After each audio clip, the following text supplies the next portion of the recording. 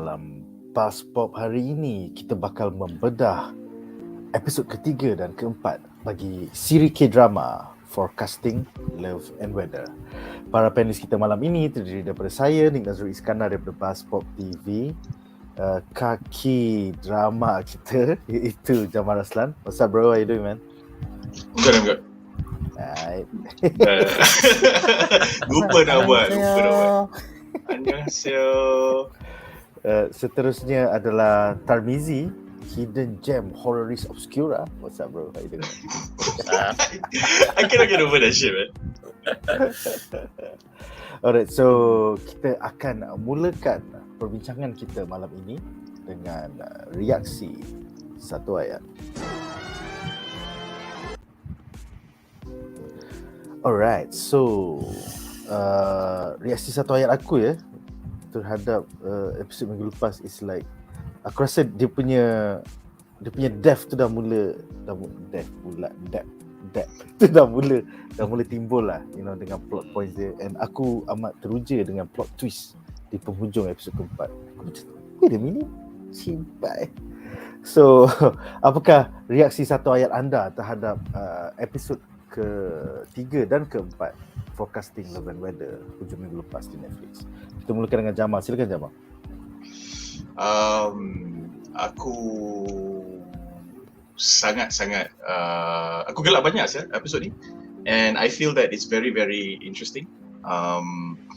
Dia benda ni tak groundbreaking ke apa ke, but the fact that they are going to places that is subverting expectations of a K-drama trope, tapi it still feels very familiar, membuatkan aku rasa macam sangat warm lah.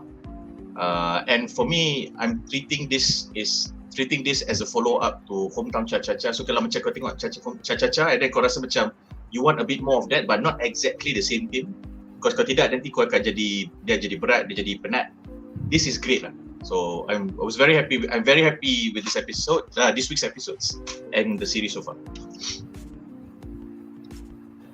Dan seterusnya Tamizi, reaksi satu ayat kau, silakan. I think kita dah start masuk like gear 2, second gear, where the first two yang minggu lepas tu is more macam setup, exposition, you nak kenal semua karakter ni apa semua. So and then establishing the conflict, the exciting incident apa semua. So dia episode 3 and 4 ni dia start dengan after that night dia dah macam banging, another word banging. And then dia macam dah nak define what type of relationship that they want to have. So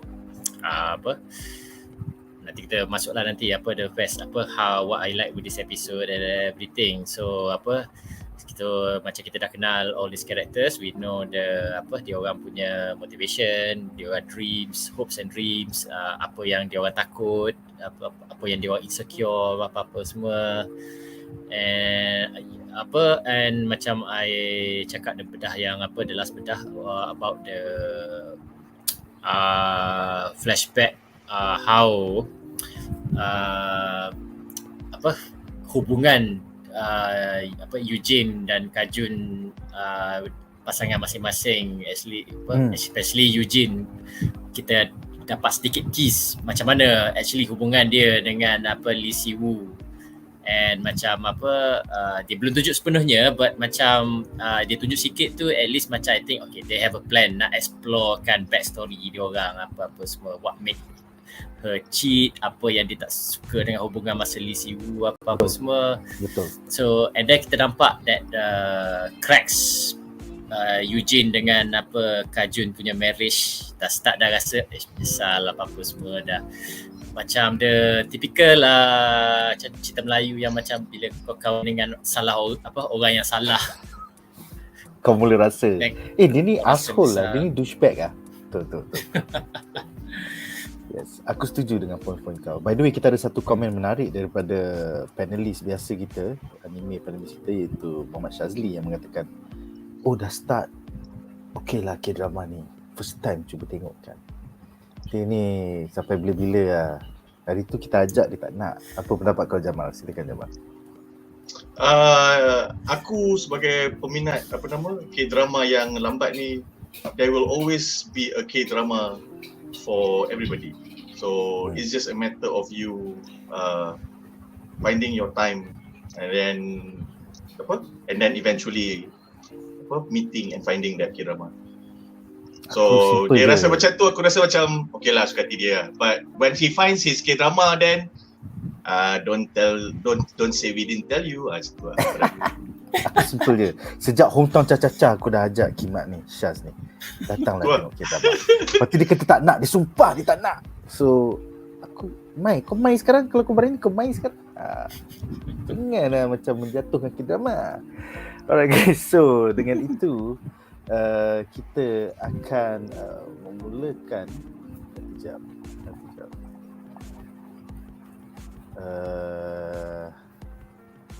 Kita ada satu lagi komen. Shazli cakap, "Uish, kena call out." Dia macam lebih plan ni Jamal. Apa yang patut kita buat sekarang? Kita patut ignore dia, kita patut kutuk dia. Bagi dia tunggu lah. Biar dia terbakar kan. Oh by the way, nampaknya kita ada lagi satu quote ya. Try layan 39 pula. Malam ni episod 3. 39 ni apa je Mak? 39 ni adalah satu siri di mana yang memaparkan 3 watak yang berumur around the 30s, dia 30s. Dan dia punya lead actress adalah S1E3-4, iaitu the female lead for Crash Landing Into You. Terbaiklah. Tajuk dia 39 Aja kan? Ya.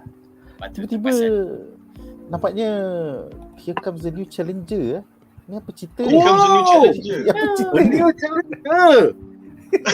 Korang semua tak agak ni kan? You didn't see the signs, did you?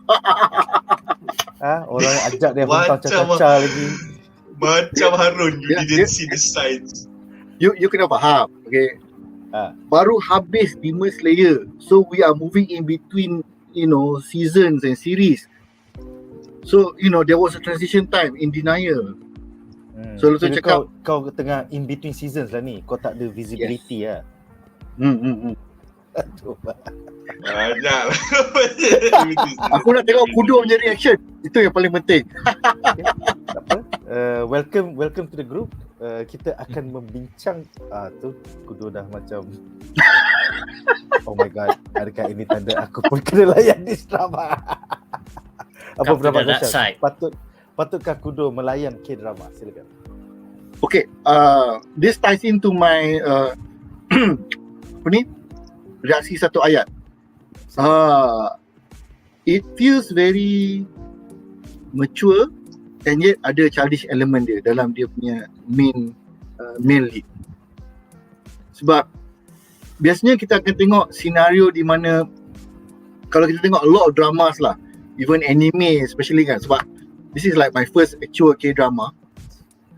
So dia punya selalunya there will be like, you have the hero and you have the heroine go through a lot of challenges. Lepas tu tiba-tiba okay, happy ending. Ini tiba-tiba the first episode macam like apa hal, starting pun dah duduk, dah kena aku belah. So macam like ini dah cerita lain ni. Ini bukan hometown Caca-Caca ni. Yeah, definitely. Starting dah break up besar and then tiba-tiba dia orang jumpa each other. Itulah. It's irregular. It's unique. Okay, for the record saya diikat dan digari oleh abang-abang panelis ni. Okay, dia kata, tengok 2 episod ni sekarang. Salah. So, tapi lepas tengok 2 episod tu macam like, patutlah Jamal dengan Nick suka. I tak tahu about other K-dramas. Sebab lalu K-drama ni I tengok bila my dad watch je macam like, apa ni? Hometown Caca-Caca. Ni cerita apa ni? This girl suka with a hologram person.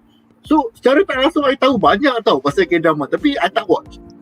So, actually sitting down and watching ni like, okay, menarik. Welcome to the club.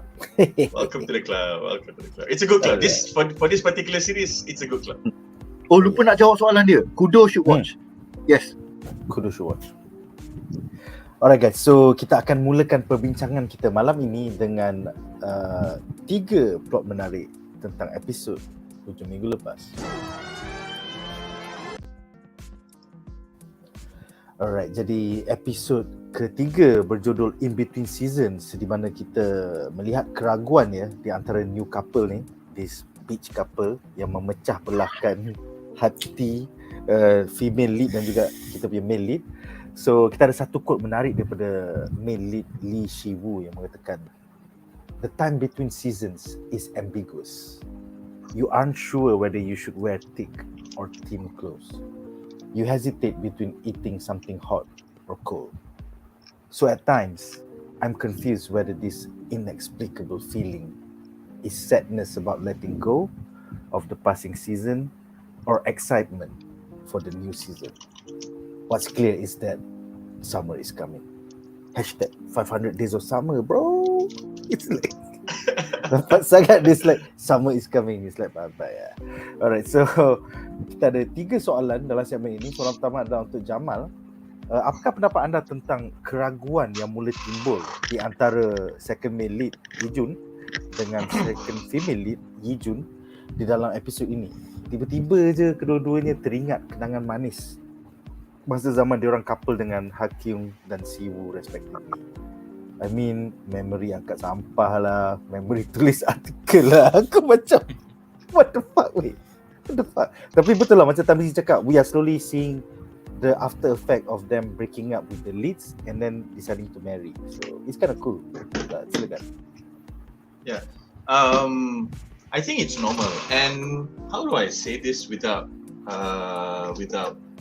making it too personal ataupun too ni ya? I'm not gonna say that I'm experienced in relationships lah, although I have my fair share of ni lah.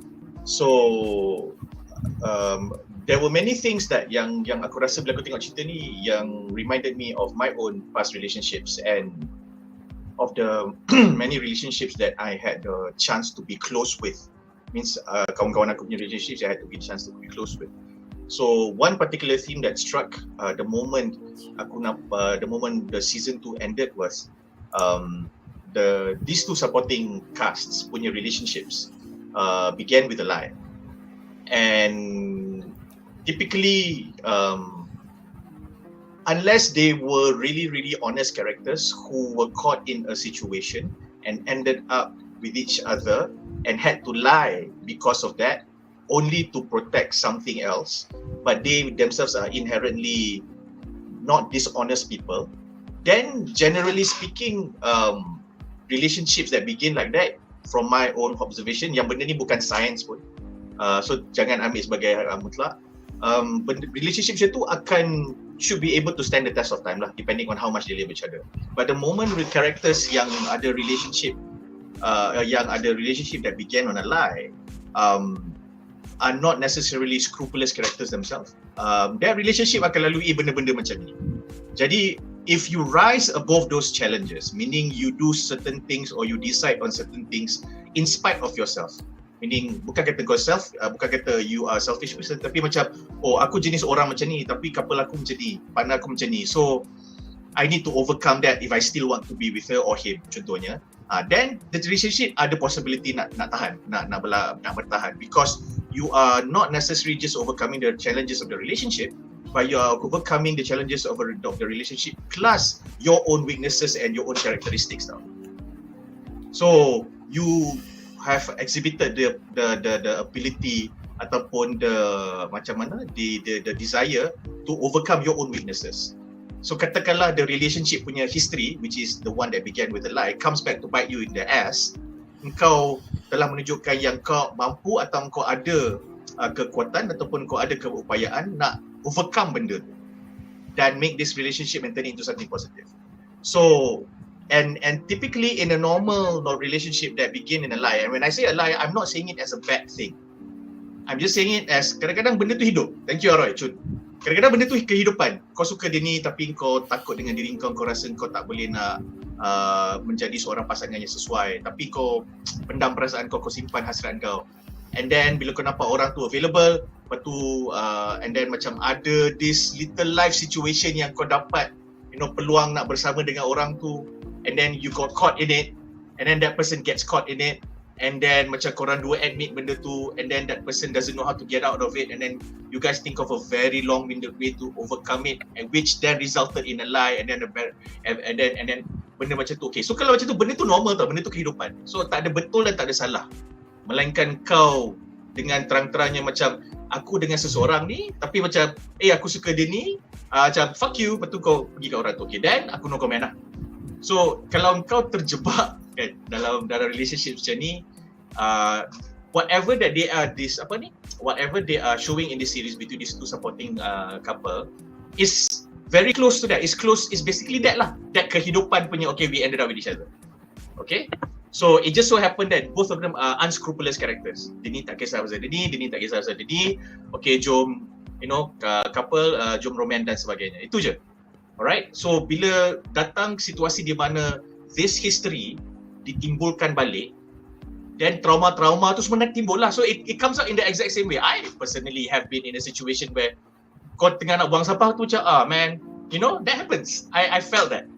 So benda yang dia rasa tu tak pelik. Yes, bodoh.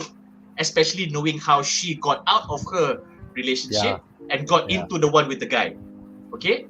So, dan there is no thing that they done in an honest way to redeem themselves. For example, the girl, couple dengan mamat ni, lepas tu dia cakap kat mamat ni, okay, you know what, I feel guilty for us doing this. Kita dah 3 bulan cheat macam ni, go behind our backs. I think we should leave our partners.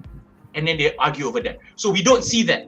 So as of now, diorang kena tangkap, diorang kena kantoi, and in all honesty, mamat tu, katakanlah dia dah nak break up, the timing mamat tu nak buat dah tak kena dah. Why? Because the female lead dah start dapat, Siwu dah start dapat message. Kau tunang kau tak bayar hall, tunang kau tak bayar gifts, tunang kau tak bayar kahwin. So he cannot do anything to save himself anymore. So these are two very weak people, and if they are given dignity, means the characters are respected, they can eventually turn out to be really complex characters lah, which I am looking forward to. Sebab their experiences, this series tak cheapen their cheat tau. I don't condone it, but this series tak cheapen their cheat, because now they are starting to show the human side of it. So the first 2 episodes kita dapat the pedas-pedas, the spicy, diorang cheat Lepas tu macam, okay korang dah dapat scene korang atas katil yang jahat, korang dah dapat scene korang atas katil yang baik. Okay, so sekarang kita cerita this character punya real lives. So the girl duduk kat dalam tu menangis macam tu. I've seen friends going through that depan mata aku. I've seen other people going through that depan mata aku. Benda tu real. Terlambat. I mean, like I can sympathize with the emotions, with your feelings, but macam too late lah. Faham tak? Because kau buat macam tu, because the guy that you cheated on did not deserve that. The guy that you cheated on deserve being left, because you tak suka, dah boring, but you did not deserve being cheated that way.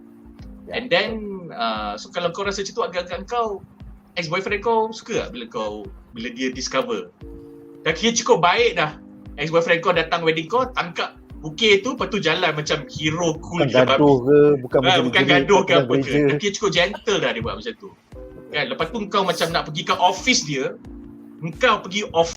sound dia, kau duduk kat sini buat apa? So siapa insecure sekarang? Betul tu. So kalau orang nak judge karakter kau sebab orang tahu, then too bad lah. Soalan bonus untuk Shaz dengan Tamizi. Do you think these two characters are redeemable? Because we started from the point where they were cheaters, liars. In the next 12-14 episode, do you think they are redeemable? Siapa nak mula dulu? Shaz dulu lah. Tamizi? Okay. Sekejap, sebab kena panggil call out suddenly, camera angle semua tak betul. Kau nak kamera angle cantik Syaz kan? Kau tengok kamera angle Mizi. Aku tak tahu dia tengah live streaming kat cafe mana tu. Lawa macam kau mention tu bro. Okay. Silakan. Based on a point yang we might be discussing further, sebab kita orang sembang off online, there is going to be more revelations. So aku rasa what the writers have chosen to do lah is dia orang akan bagi like macam gampla yang I baru nak buat tadi sebelum kena call out kan, dia tunjuk kau nampak ni tapi kau tak nampak bahagian tangannya yang tersorok or this part yang tersorok, when it's actually an important piece to the entire story. Sazabi. So sekarang ni kita nampak Sazabi SD, they are showing the part yang dia orang ni jahat, dia orang ni lemah. That was the first episode. Tiba-tiba macam like dah awet ni nangis pula kan, macam like okay. And then you see in episode 4 pula, so this is their entire storytelling style lah kan. Yeah, they will show you a part, they will show you a bit here, they show you a bit here. So I rasa sekarang ni we are seeing there's 2 points I nak mention kat sini. First is we are seeing people who yang dah seronok, first time facing a major life crisis. The truest test of time lah is when dia orang dah lama and dia orang macam like kau punya seluar tepi rumah pun dia orang tak kisah, and when they come back pun macam like wow, after 3-4 years pun macam like aku direct je tengok meja semua ni kan, pinggan tak basah nanti macam no problem, ni husband aku memang pemalas, dia pun tolerate aku punya style bila aku shopping je kan, barang letak sini campak sana. So they have not yet faced adversity. The kerenah of kerenah dia. I always believe in this lah, despite being bujang kan. I pernah dating sekali je. Sorry, 2 orang. Anyway. Sekali tapi 2 orang. Serentak. Tak. Saya punya bahasa Melayu makin lama makin mundur. Makin lama makin mundur. So sebenarnya ada 2 orang. Xavier. Cerita after party. But anyway. One body, two personality. Itu pun Xavier juga. Itu Professor X. One body, two personality, Professor X. Tu menyimpang jauh tu. Okay. Dia punya I always believe if you can look at a person punya perangai at their own worst, and you can say like, okay, I'm okay with this, then you have a much stronger chance of being them. Kita flip the script yang a lot of woke ladies like to say nowadays, if you don't like me or like me and my words, you don't deserve me at my best. So I personally dislike that sentence, but there is certain truth in that, because kalau you boleh tolerate dia punya worst parts of that person, when dia tengah relax, when dia in a good mood, you confirm enjoy. So sekarang ni what they are facing right now is they have seen all the good times, all the fun times, all the happy lovey-dovey punya moments, but they haven't seen the part when dia punya perangai dia. Everybody ada perangai dia. Macam kalau you nak compare kan, some of us on this panel selalu bangun lambat. Promise pukul 11.30, pukul 1.30 bro. Bro, aku tak dengar alarm lah bro, sorry lah. So you imagine. Itu saya pun part of the panelist sekarang ni kan. Itu saya janji 11.30, tiba-tiba bangun dah 1.30, mata dah biul. Saya apa ni? Wow. It's totally a case of they have seen the best of each other. Masa dia paling lawa, paling handsome, makan sopan everything. And now tiba-tiba sebab dah biasa, when you dah biasa dengan orang, usually you akan revert tau. Aku dah kahwin dah, aku tak payah nak serangga sangat. Tiba-tiba makeup tu tak cukup lawa, rambut tu serabai sikit, macam tak kusut sikit. Bangun pagi pun macam like, hello, apa khabar? Will this be, is this the person you married? Is this the person you started dating or you fall for? That is the question that they are facing now. So of course, which brings back to the second point, everybody will want to mengenang time yang dia orang happy. Okay. So dalam case ni, her first memory, the first person that she will revert to is of course our male hero lah. Apa nama? Lisi. So Yeah. of course masa dia orang dating pun dia orang dah like he is trying tau, dia masa masak Maggi semua dia bagi, sampah pun dia ambilkan, don't pegang kotor, I don't want your hands to be dirty, let the guy do this thing. So when she is very sad, dah lah kena marah in public by the person you stole your man from. Your man pula cakap, I will settle this. Whoa! Yes. Kita akan bincangkan tu dalam the next segment. Kan? Aku nak But tambah. yeah. Tak, So aku nak basically tambah. the summary is Bagi kita Shazli, akan ingat bagi benda Shazli. happy lah. Bila Yes. kita sedih macam ni. That's exactly what's going on. Yeah. Aku suka point Shaz because bila Shaz kata dia petik orang cakap if you don't deserve me, if you can't take me at my worst, you don't deserve my best. Aku macam terasa, aku bukan sedap, aku trigger sebab I actually said that to my ex. And then Shaz punya point on Shaz punya point on diorang dua excited, so diorang nampak yang happy je, lepas tu diorang tak nampak perangai pun, aku setuju juga. So aku just nak tambah with regards to the quote yang Shaz kata, expression tu, aku personally agree with him because masa Shaz bawa point tu, aku ingat Shaz nak kata okay, I have this saying and if you can't take me at my worst, you don't deserve me at my best, and people need to realize that. So aku ingat Shaz nak kata macam, kalau you tak boleh take me at my worst and then you don't deserve my best, tengok benda yang worst tu yang dia rindu sebenarnya. I thought Shaz wanted to say that, kan? Rupa-rupanya Shaz kata he doesn't quite agree with that statement, and there is some truth in it. That is what I wanted to add, because in my case, aku cakap kat my ex, if you don't deserve my worst, if you can't take me at my worst, you don't deserve my best. But that being said, you do not deserve my worst. So my former partner tu dia tak faham statement aku. So aku macam, damn, like we are saying goodbye and kau tak faham benda tu. So nampak lah jurang pemahaman antara kedua-dua orang. Sebab macam you are complaining about my worst and then I'm telling you, yes, aku admit aku punya worst, tapi kalau kau tak boleh nak go through benda ni, kau expect aku terima kau punya worst, then kau nak demand aku punya best. Tapi aku sebagai a self-respecting person in a partnership yang tak perfect, aku tak boleh lah bagi kau my worst, lepas tu jual balikkan kau, kalau kau tak boleh terima worst aku ni, kau don't deserve my best in this relationship. Apa benda sial? Lagi benda macam tu. So so bila Syaz seperti dia tu, aku teringat dia tu macam, I just want to sharing. And then number 2, yang diorang ni, bila Syaz kata diorang nampak happy-happy, what we have seen so far from these two characters, which I like, and they sort of like bagi cerminan melalui kelompok kawan-kawan diorang dan ataupun kelompok pekerja, teman sekerja, is that these two people, as adults as they are not well-adjusted adults, not exactly fully well-adjusted adults, and diorang kebudak-budakan sikit. So like this guy, bila dia break up, dia ambil benda-benda yang dia tak ingat pun dia bayar ke tidak.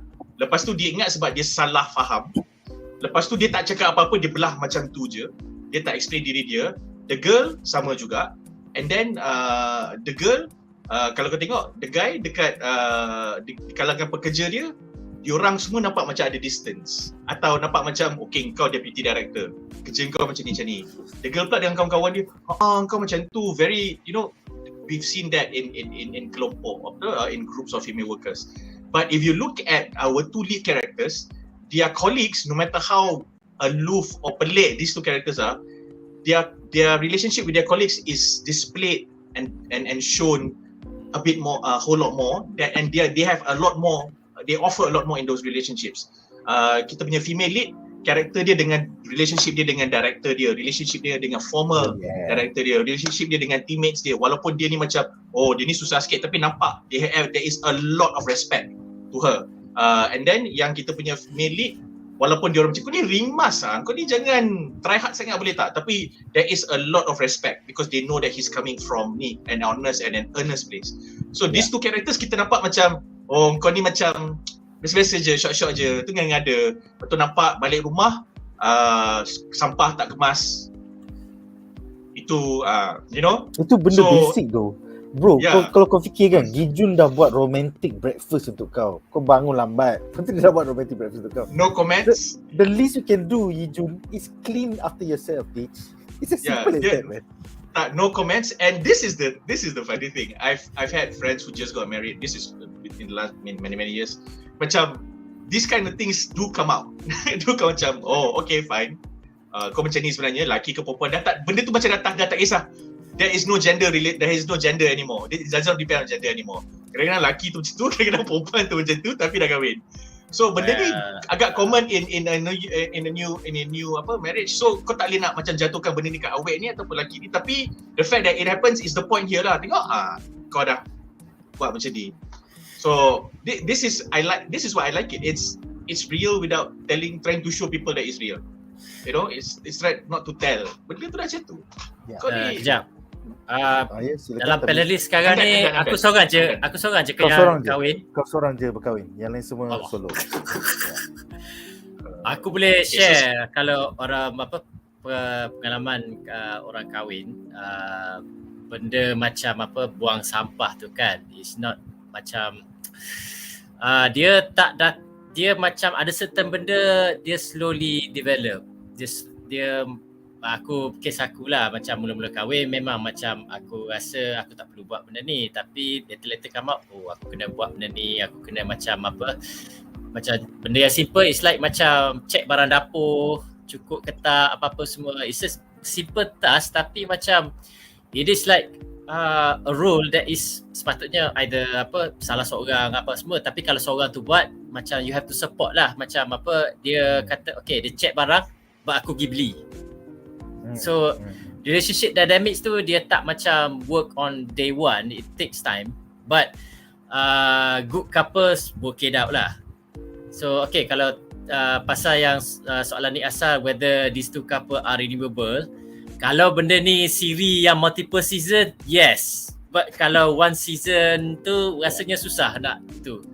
But here I want to share something yang macam aku ni penggemar tvtropes.org. So selalu macam cari tropes yang berkaitan dengan cerita untuk buat novel khayalan aku yang tak pernah start menulis.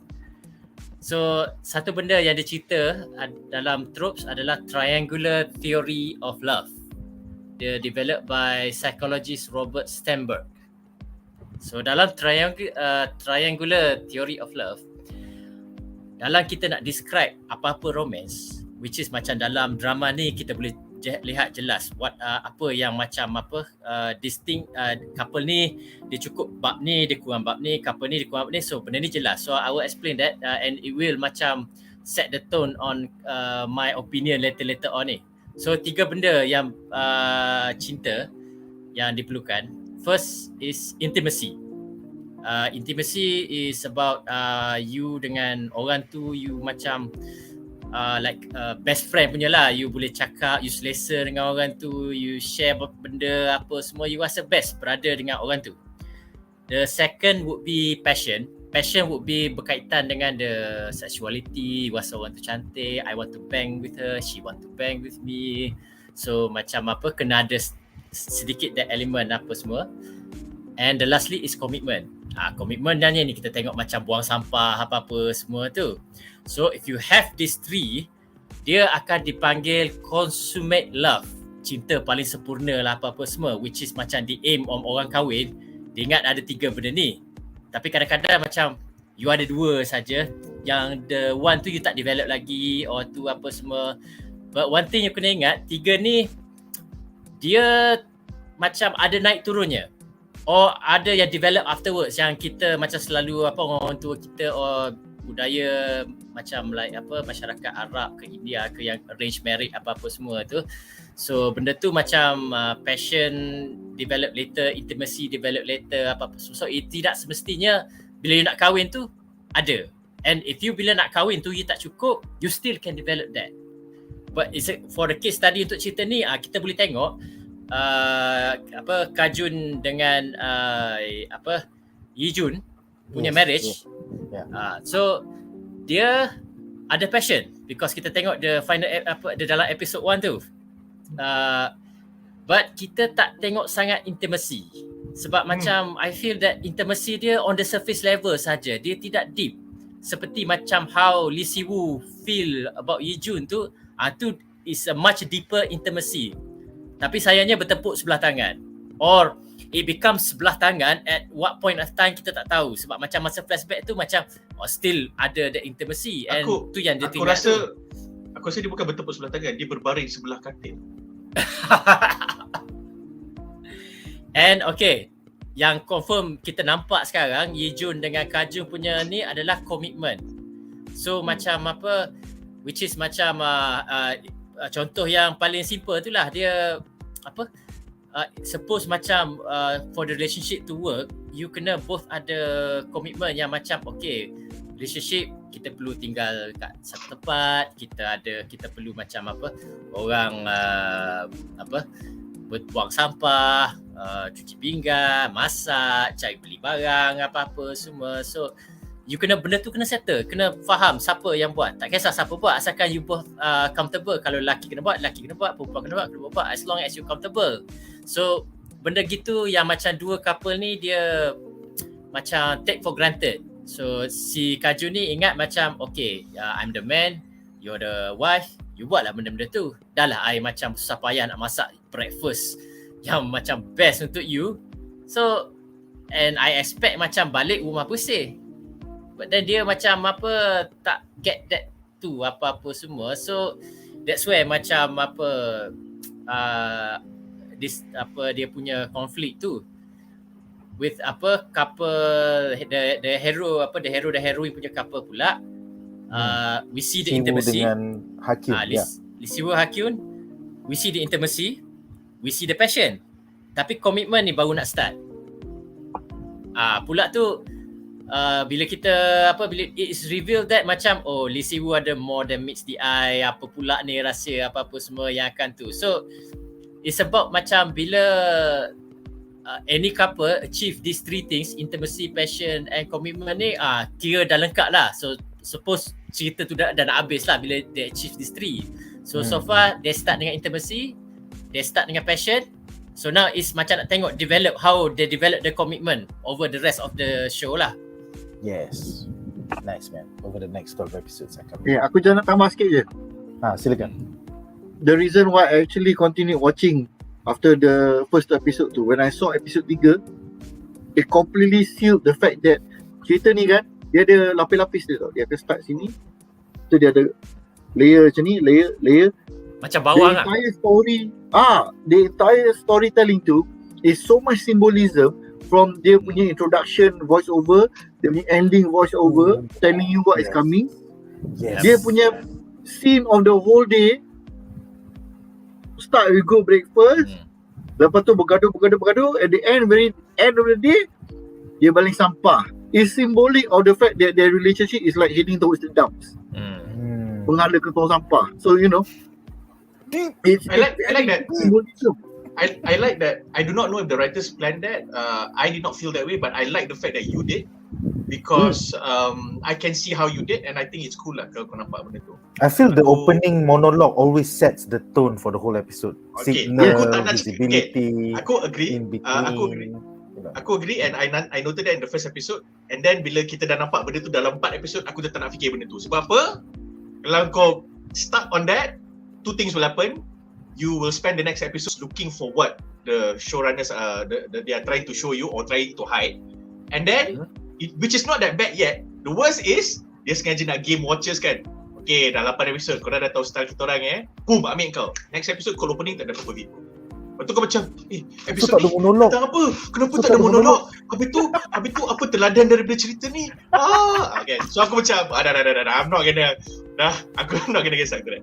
Aku rasa dia both of them are redeemable within this season. But if they do decide to go down that route, which I will respect, even if they don't succeed, is how are you going to do that? Because the key point here is, while you cannot redeem the cheating, you can redeem them as people. So what we need to see is dua orang yang sedar dia buat salah, dia own up to it, and during that moment dia orang honest dengan diri dia orang. We need to see that. So kita boleh jatuh hukum, okay, kau curang, kita jatuh hukum.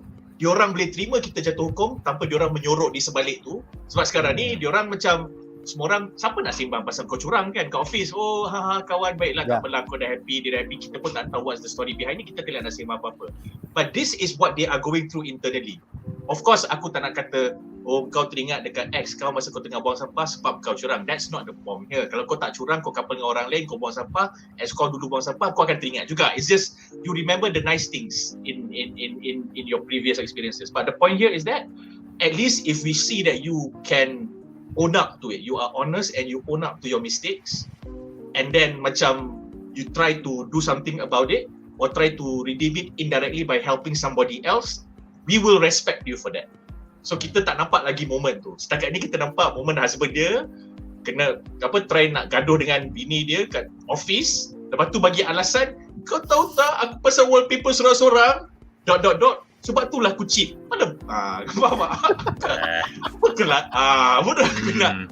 You know what? Kadang-kadang kau nak cheat, kau tak tahan. You know what? Aku tak nak judge kau, tapi tolonglah cari alasan lain, please. Faham tak?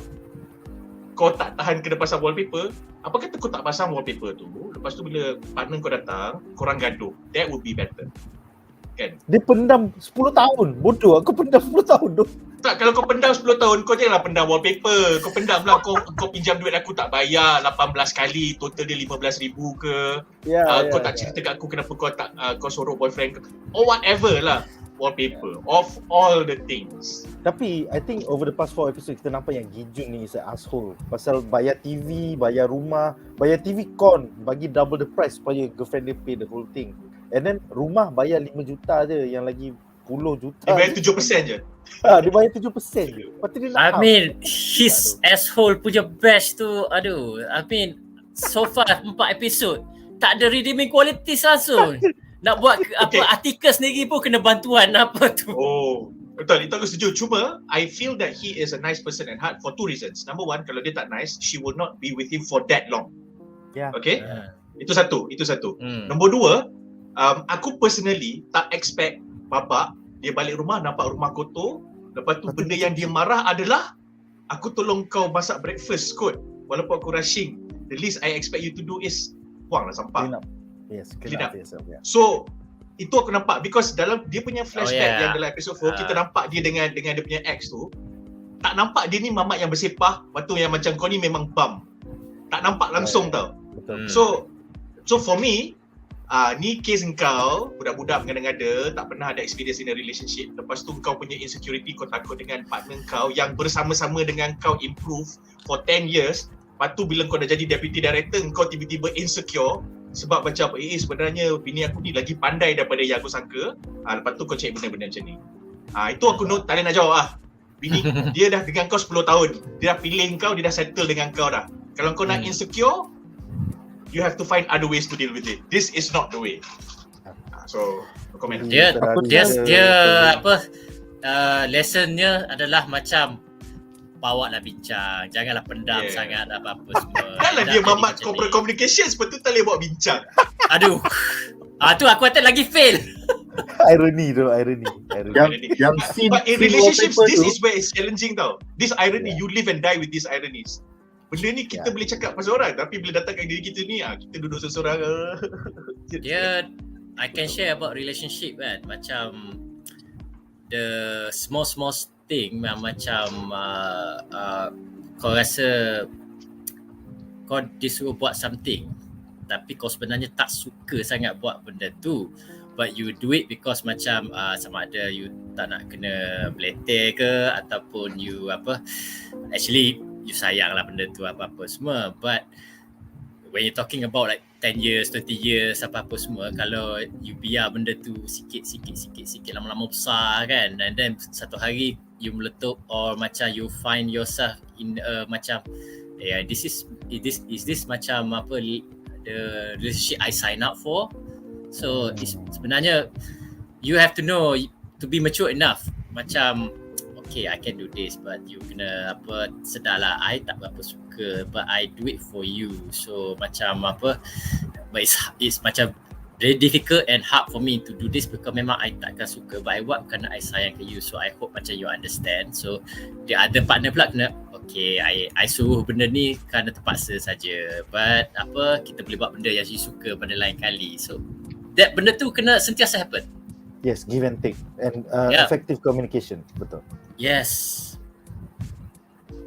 Alright, so Shaz, kau ada benda kau nak tambah tadi tentang Yang wallpaper scene tu oddly enough is symbolic of he himself as a wallpaper. Kau tak pandang pun wallpaper sebenarnya. And the fact that he needs a woman to help him put up benda tu means kalau tak Yang ada girl yang sebenarnya- support dia akan just Yang sebenarnya dia telah put up on his own. That's life. Yeah. I think he wanted the shared experience tu je, you know. then he Aku should have rasa- waited. Aku rasa Ya, simple je. Aku rasa kan. Lalu cakap, I waited for you because you know what? I could have done it myself. Tapi I believe that it's an experience we should do together. Not this weekend pun tak apa. 2 weekend pun tak apa. Let's get it done. Yeah. She'll be so happy. He's like, oh, betul juga Okay lah. Let's do it together next weekend. Okay. dia aku rasa this guy dia macam mana? Kijun. Dia lambat adult. So dia boleh hidup sebagai seorang adult tapi dia punya mentally speaking dia lambat. I wouldn't say matang. I guess it is lah because benda-benda macam ni jadi benda isu yang besar pada dia.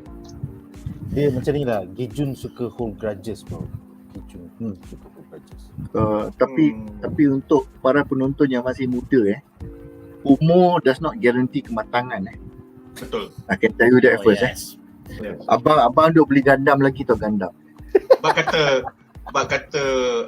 pakar falsafah bola sepak apa nama ni Alan Hansen daripada Liverpool, if you're old enough, if you're good enough, you're old enough. Jadi Wow. tiba-tiba pula You cannot win trophies with kids. Lepas tu dia cakap you cannot win trophies with you. Lepas tu kau dah sumpah kita tak menang apa-apa 28 tahun. Of which 23 years of that is mine. It's okay bro. Dia Thank you for cakap Rafa Dia cakap tu Benitez. kat pergi pun menang. Tak. Itulah pergi pun menang. Itulah pada muka Alan Hansen. Pada muka dia. Jangan cakap apa-apa Ini baru segmen pertama dah 45 minit ni. Power. Nampaknya semua orang Tak apalah. ada Aku pun baru matam paman 2 dalam tahun hati. lepas. Tapi still Kita- main gandam, kita main spoil. apa lagi? Okay, apa? Komik. Ya.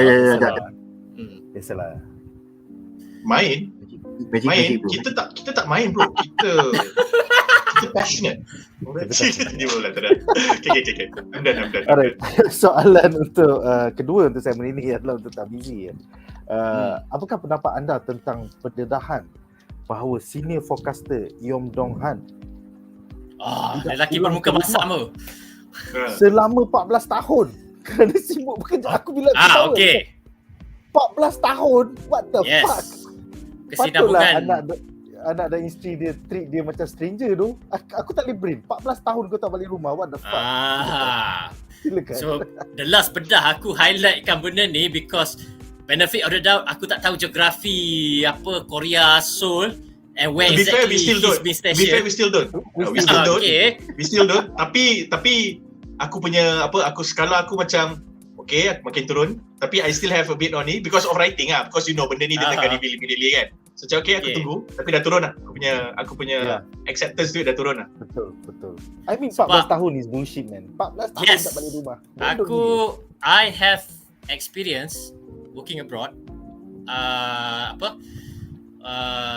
Dekat Middle East apa-apa semua, time orang macam masa tu nak pergi Middle East nak dapat duit banyak and most of them bawa family. I tak masa tu macam was not able to, and macam I jenis family man yang anak masa tu like setahun 2 tengah cute lagi. I really miss them a lot dan macam I end up macam tak continue that dan cari peluang balik Malaysia apa semua. I pernah kerja dekat Sarawak, wife dekat KS sebab tak nak tukar sekolah apa-apa semua, and still I cuba balik either tiap-tiap minggu or tiap-tiap bulan. Orang Semenanjung yang kerja situ tu paling lama sebulan. Tidak, dia mesti balik.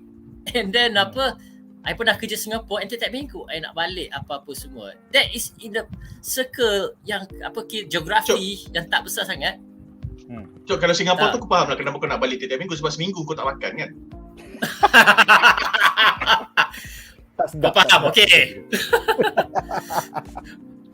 Okay, I mean kita akan terasa nak balik, and then aku tengok macam kalau cerita-cerita movie like askar US yang dekat Afghanistan ke Iraq ke, sentiasa like video call dengan wife ke apa, tengok anak apa semua, sentiasa nak cuti.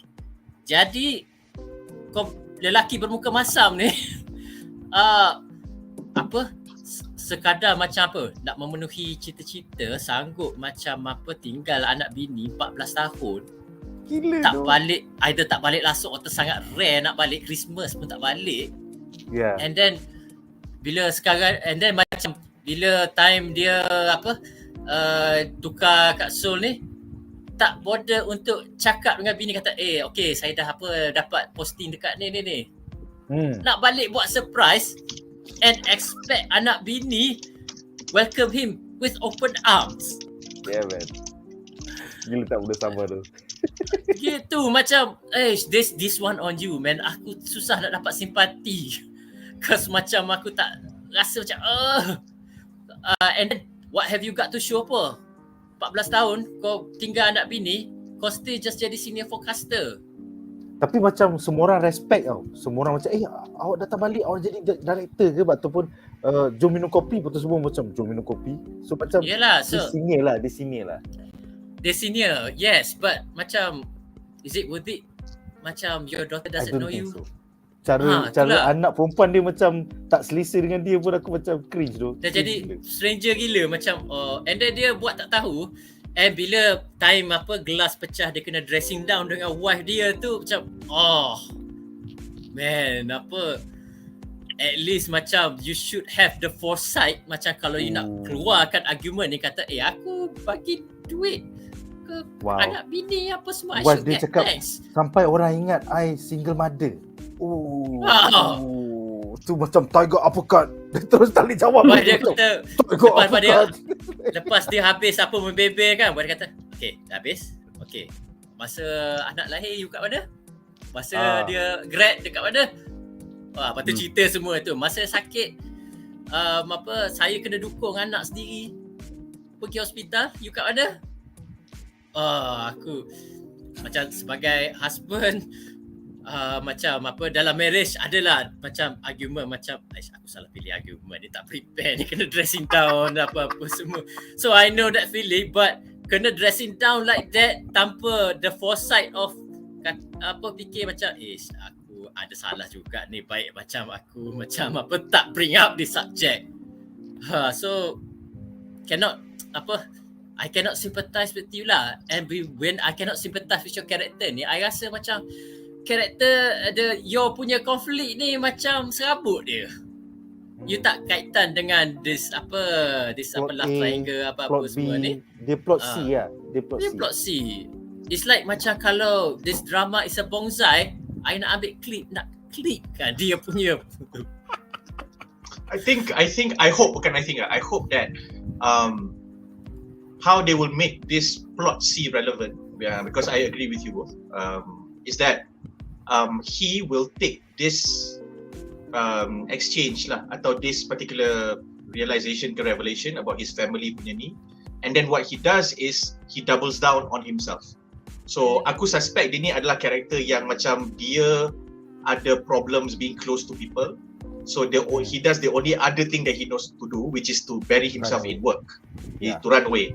So I hope that the character will be doing that more, so that dia, sebab kalau tidak, kalau semua redeem problematic kan. So what he does is, lepas benda ni jadi, then dia macam dah rasa kena lempang tu, and then what he does is he pours himself into work, and then comes to a point where dia success ataupun dia outstanding, and then that moment clashes with the moment where kita punya female lead terbuat satu simple mistake because she was slightly distracted with her relationship at work.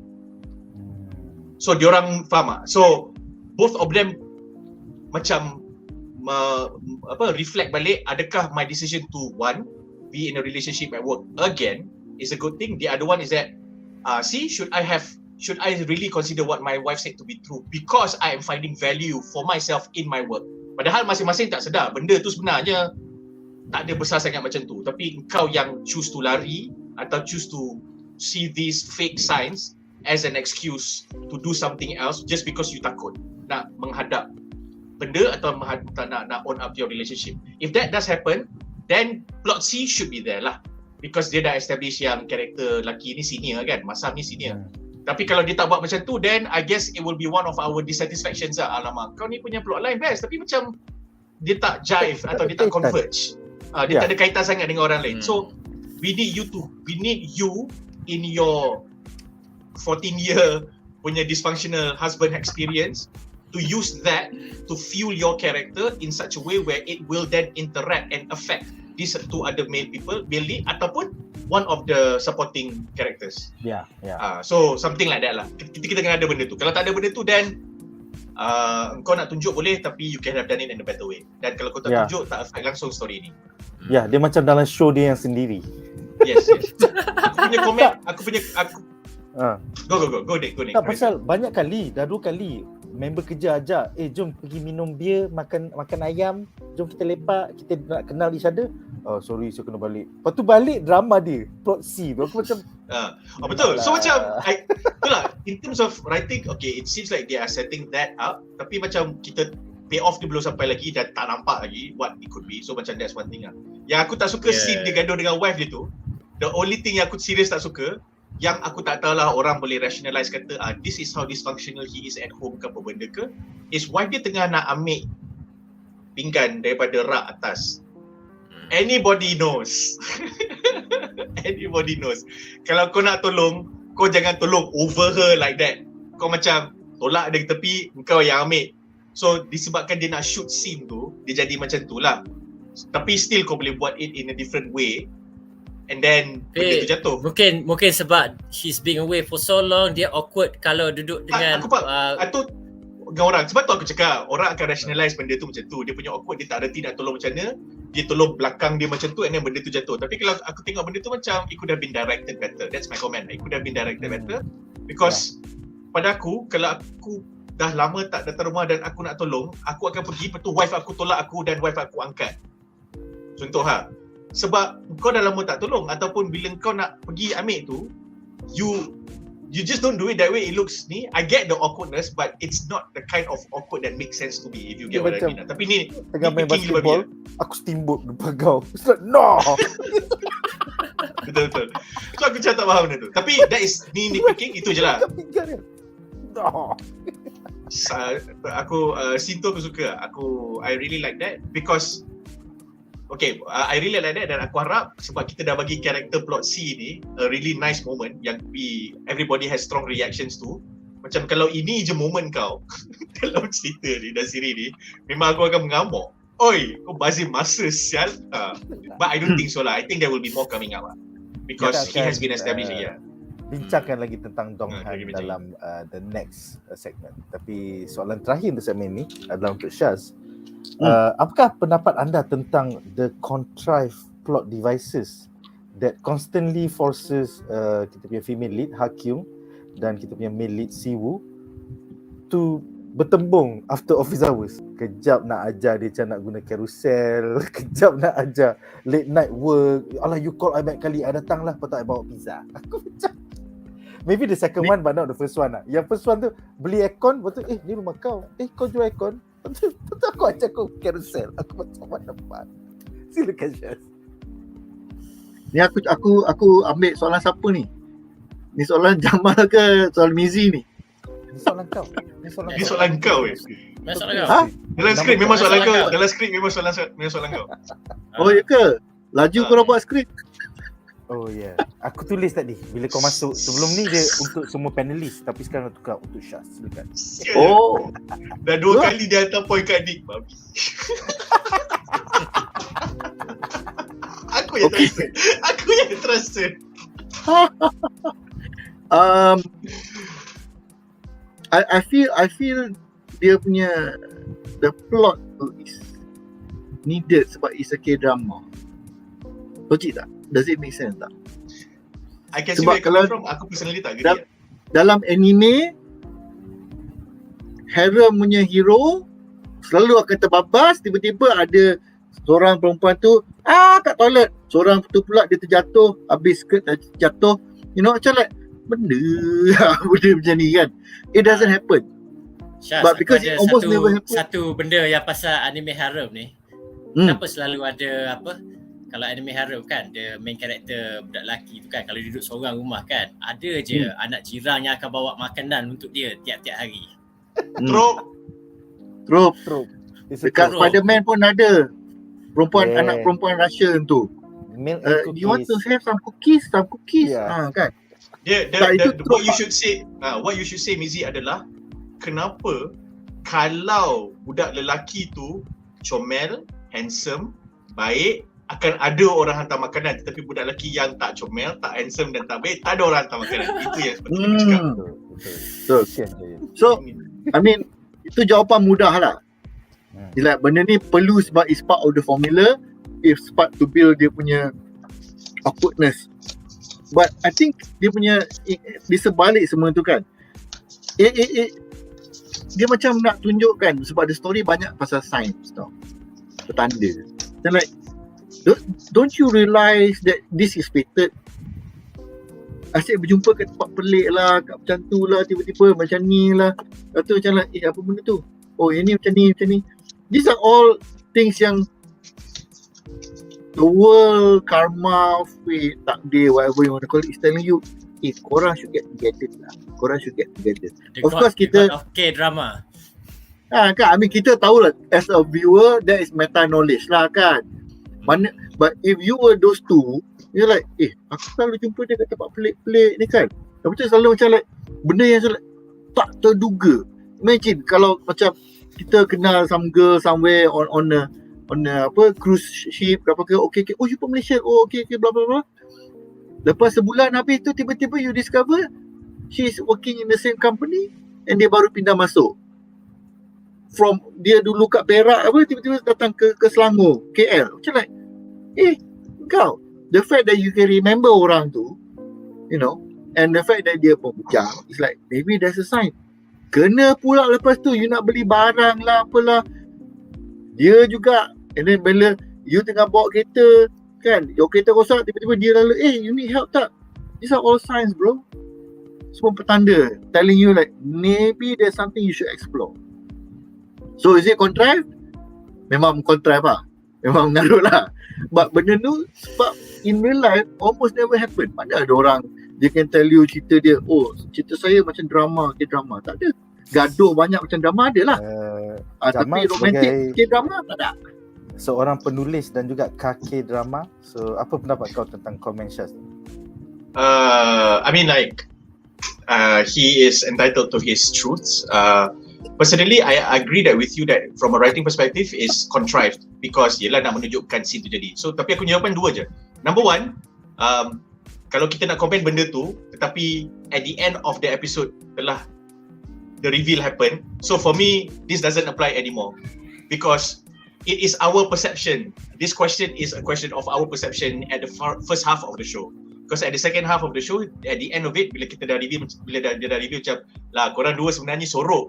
Because at that point you are already together and then you guys are just trying to figure out how to maybe sort of like, maybe for the working late night lah. Tapi yang beli aircon tu, yang tu aku tak terima. Dia masuk kereta, tiba-tiba saya nak beli aircon awak 250 boleh saya datang angkat.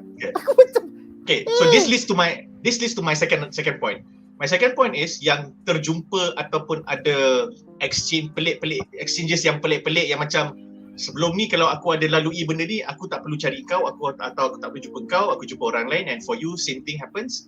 I will personally tell you that shit happens. It has happened to me. It happened to my friends. Whereby sebenarnya simple je.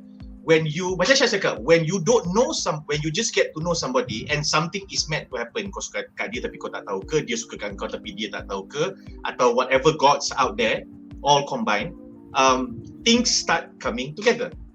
So my personal experience is aku tak pernah jumpa orang ni, tetapi setelah aku jumpa orang ni baru aku perasan this thing that I do quite regularly ada kena mengena. Benda yang aku suka buat atau benda yang aku punya experience ni tiba-tiba orang tu perlukan. Tapi orang tu perlukan dan datang benda tu, permintaan tu datang ke aku indirectly. Sebab apa? Kebetulan aku lalu and then orang macam kau ni kan? Ni ada benda nak tanya kau ingat tak? So that shit does happen. Yes, in a TV series, if you do not execute, the way you execute it will make it look contrived, and that's fair. But yes, that shit does happen. This kind of shit has happened to a previous partner where dia nak cari kerja, tak kenal orang kerja bank.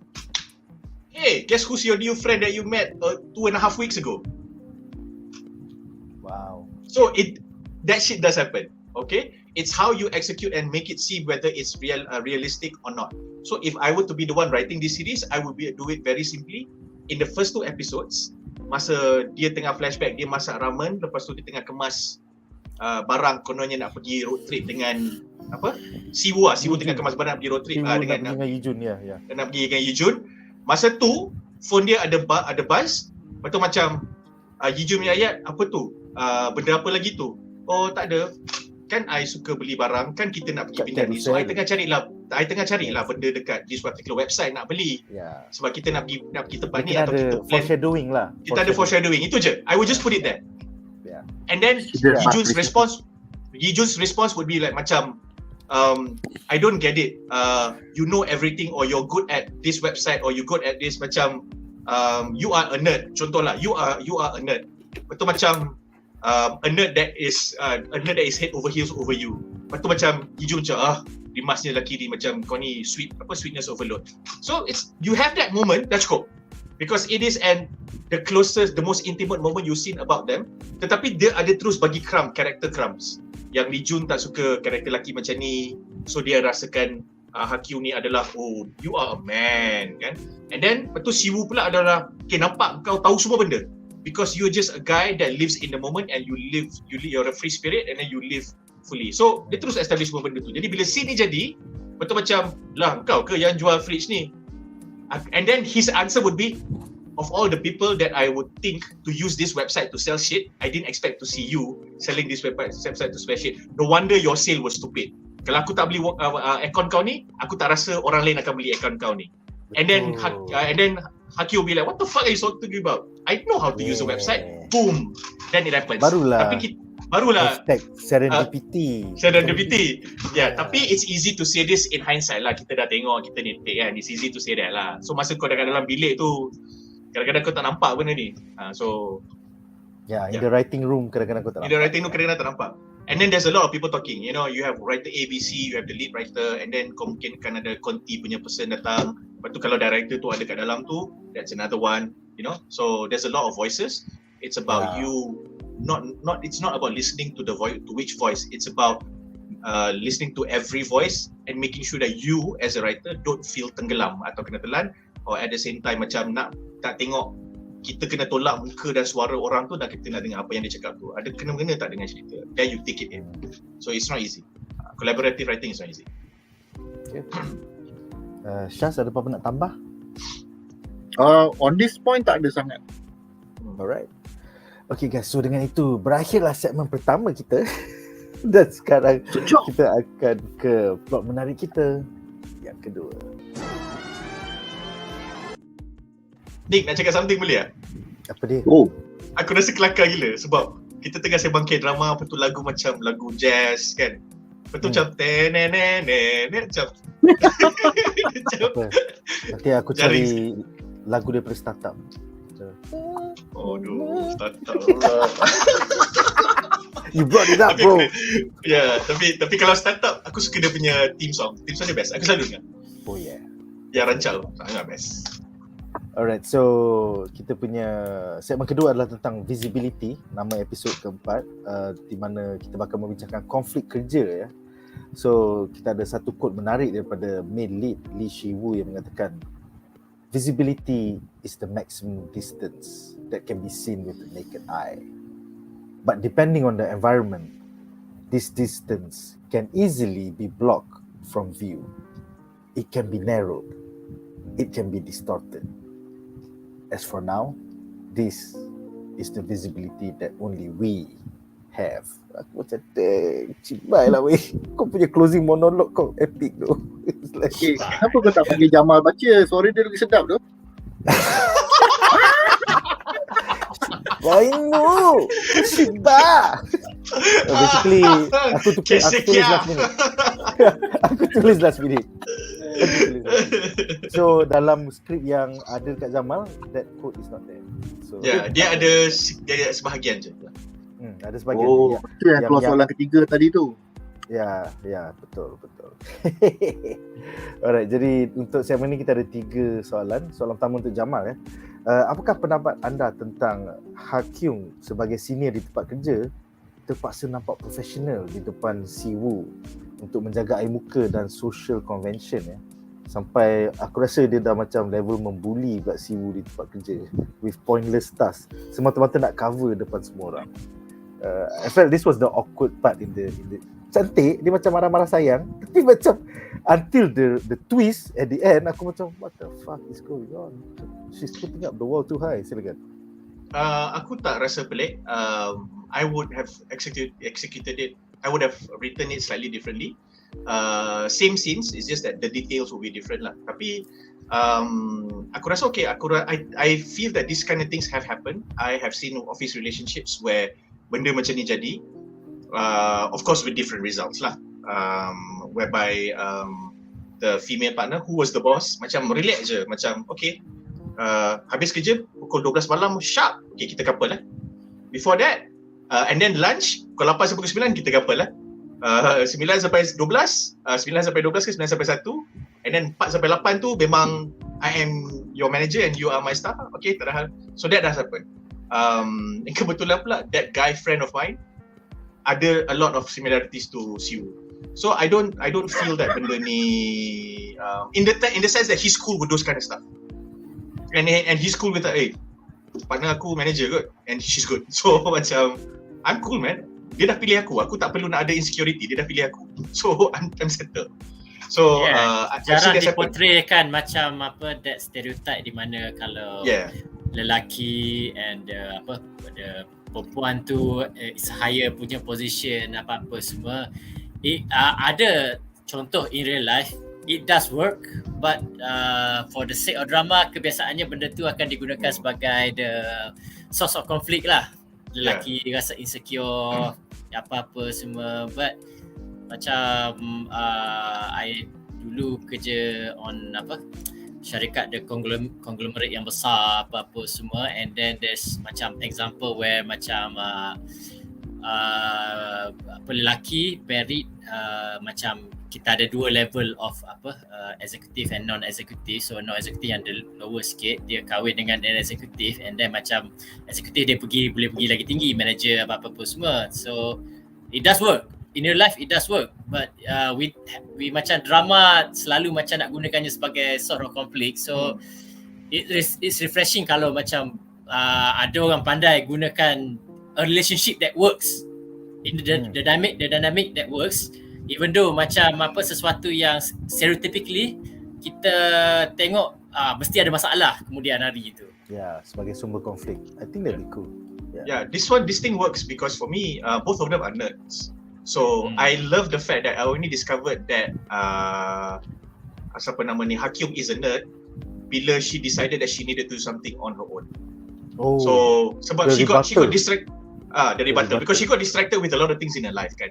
And then dia dah director. So bila dia director, the first 3 episodes pretty much kita nampak dia buat kerja-kerja director. Handle conference call, make decisions on announcements and disasters punya benda and all that. But we haven't seen her work. So bila dia kena buat rebuttal tu, kenampaklah dia nerd because she is thinking of supporting arguments the right way. Cuma dia tak cukup tangan sebab dia director, dia dah lama tak buat benda-benda research ni kan. So dia minta tolong another nerd that happens to be somebody that has caught that she has fell for.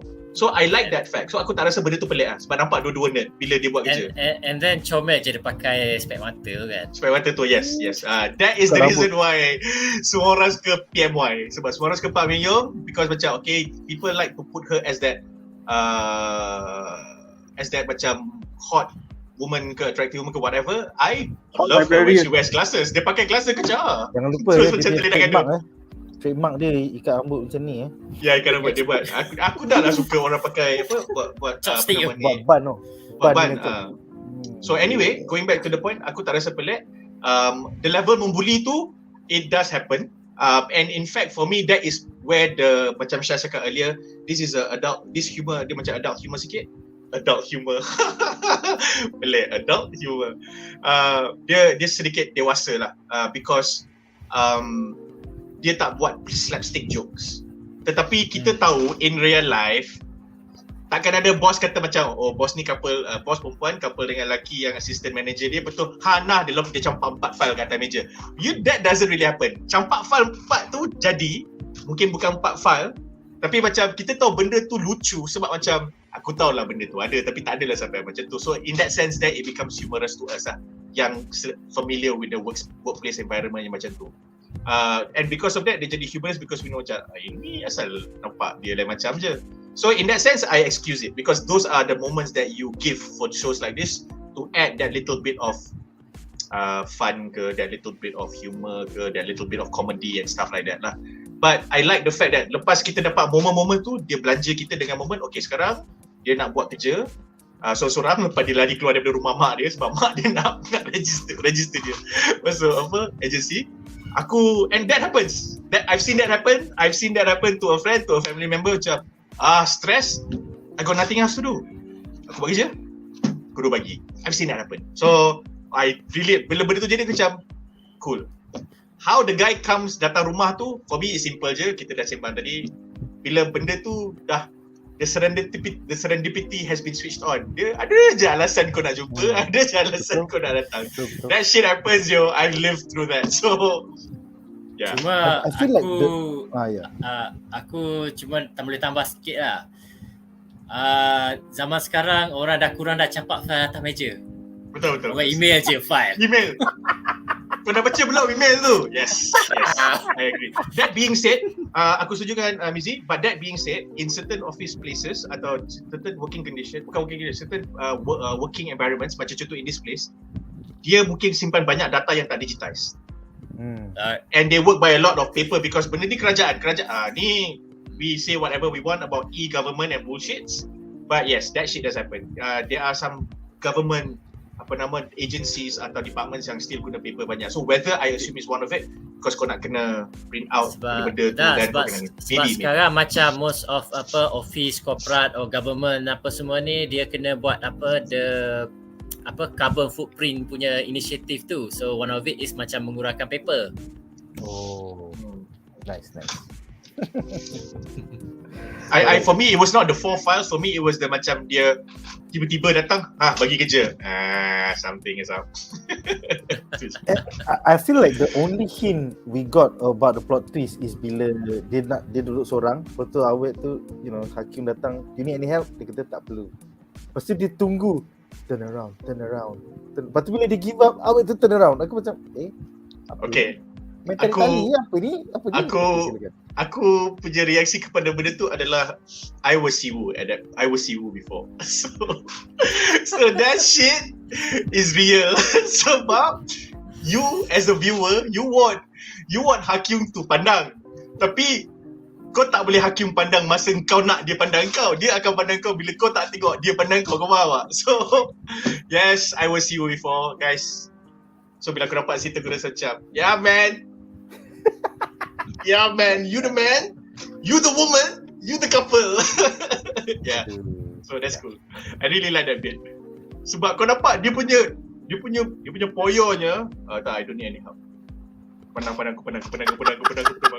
Lepas tu, sebab dia dah poyo, kita tak boleh bagi dia poyo. Pandang aku, fuck dia tak pandang aku. And then dia pandang kau. Faham tak? kelakar. So itu aku cakap, that is another humorous ni lah yang aku suka macam saya kata, it's dewasa, this is a bit mature kan. So macam I like this kind of shit. Dia tak perlu you need moments for slapstick, tapi macam selagi kau tak perlu dan selagi benda tu tak kena, tak payah bagi slapstick. Macam tak ada point. Betul. Dia to me there was never any conflict kerja.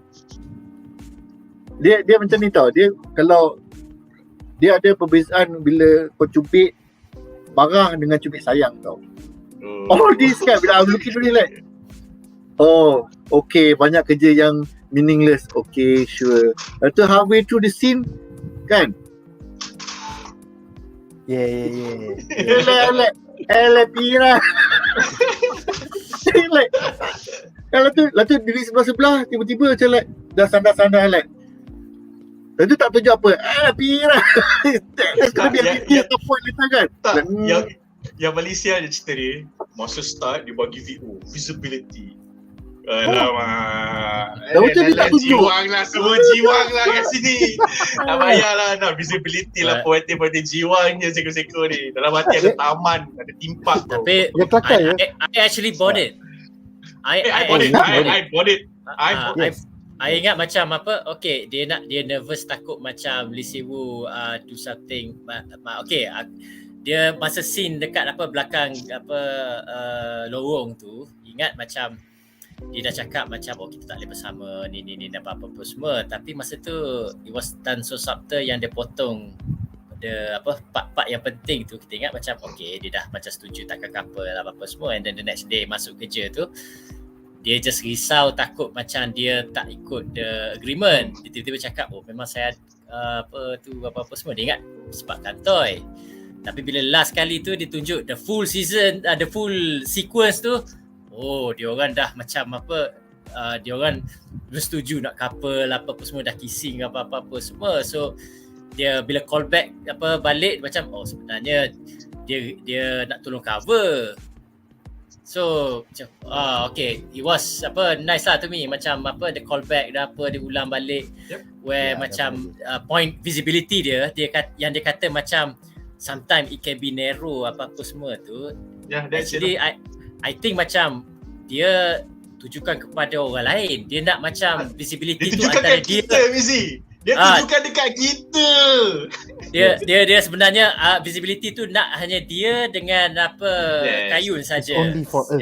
It's only for us. So orang lain tu nak macam diselubungi Fog apa semua the colleague co-worker tu. Itu sebenarnya tujuan dia. But they actually sold it tau. Pasal dalam scene tu, scene masa dia kenapa you dekat sangat dengan I? And that was a thought that we could hear. So aku macam, Bobby, you sold it, man. You sold it. The thought telepathic light tu is a good macam tu. Dia nampak macam dia fikir satu benda dan orang tu fikir the reaction to that benda, whether it's macam ada telepath ke apa ke ataupun macam coincidence ke, tapi it's macam okay, dia macam itulah kata dia tunjuk macam dua ni ada some sort of sync or chemistry. So dia balik pada aku tadi, intimacy, it's about that. Betul. Aku terasa lucu lah seeing all these scenes kan, macam like okay, there is one. Okay, there is one. You know, it reminds me of kalau siapa yang tengok anime My Hero Academia, ada the hero and heroine kan, Midoriya dan Ochako. So Ochako ni ada kawan rapat alien girl, dia skin warna pink. Kalau you minat anime, this is standard fare. But yang pentingnya kan, kita as the viewer ni jadi macam budak pink girl tu kau. Kau minat dia aku boleh nampak semua sign-sign ni kau. Minat dia kau nak hide apa ni? What are you trying to hide? Aku boleh nampak lah. Cakap macam tak. Mana ada. Tak. Bukan. Tapi you know, those three gossip friends tu secara tak langsung represent kita tau. Aku nampak ni. Tapi what's going on? Dia bukan secara tak langsung, dia memang represent kita pun. Nowadays there's a lot of dramas that happily embrace that, and that as a storytelling device, because that is how you can get your viewers to be even more invested in the show, because they represent you lah terus. So a lot honestly, of people do that now. I wouldn't be surprised if they were 3 panelists on a bedah session in their own universe. Apakah pendapat anda pasal bos kita bagi banyak kerja secara tiba-tiba to this newbie? Actually juga settle semua.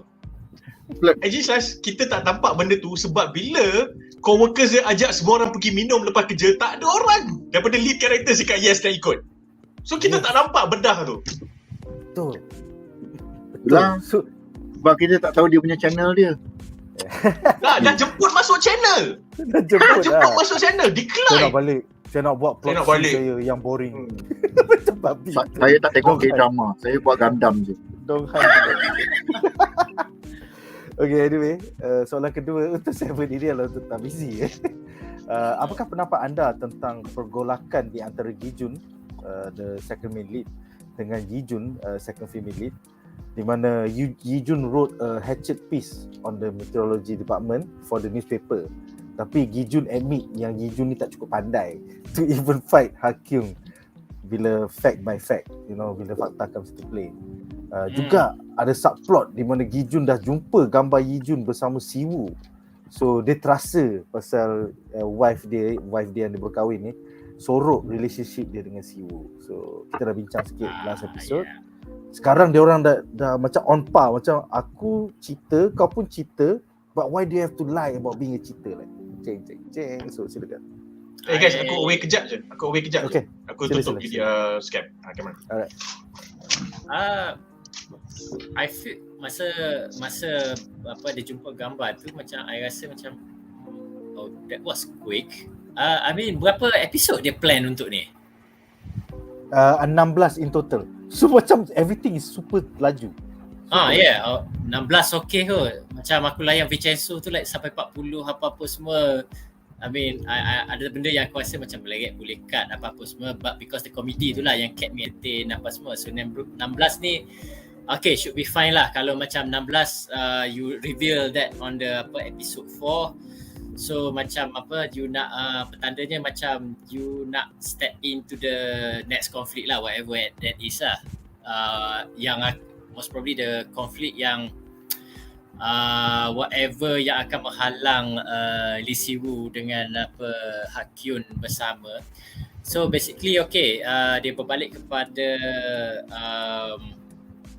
macam the exposition bahawa macam ada some incompatibility between Gajun dengan Eugene, yang kita tengok macam Eugene tak suka bukan seorang pembersih, tak kemas, and then dia expect macam ni bla bla bla apa semua. So you dah rasa macam okay, so komitmen kurang, intimacy tak berapa nampak sangat, and passion dah mula turun.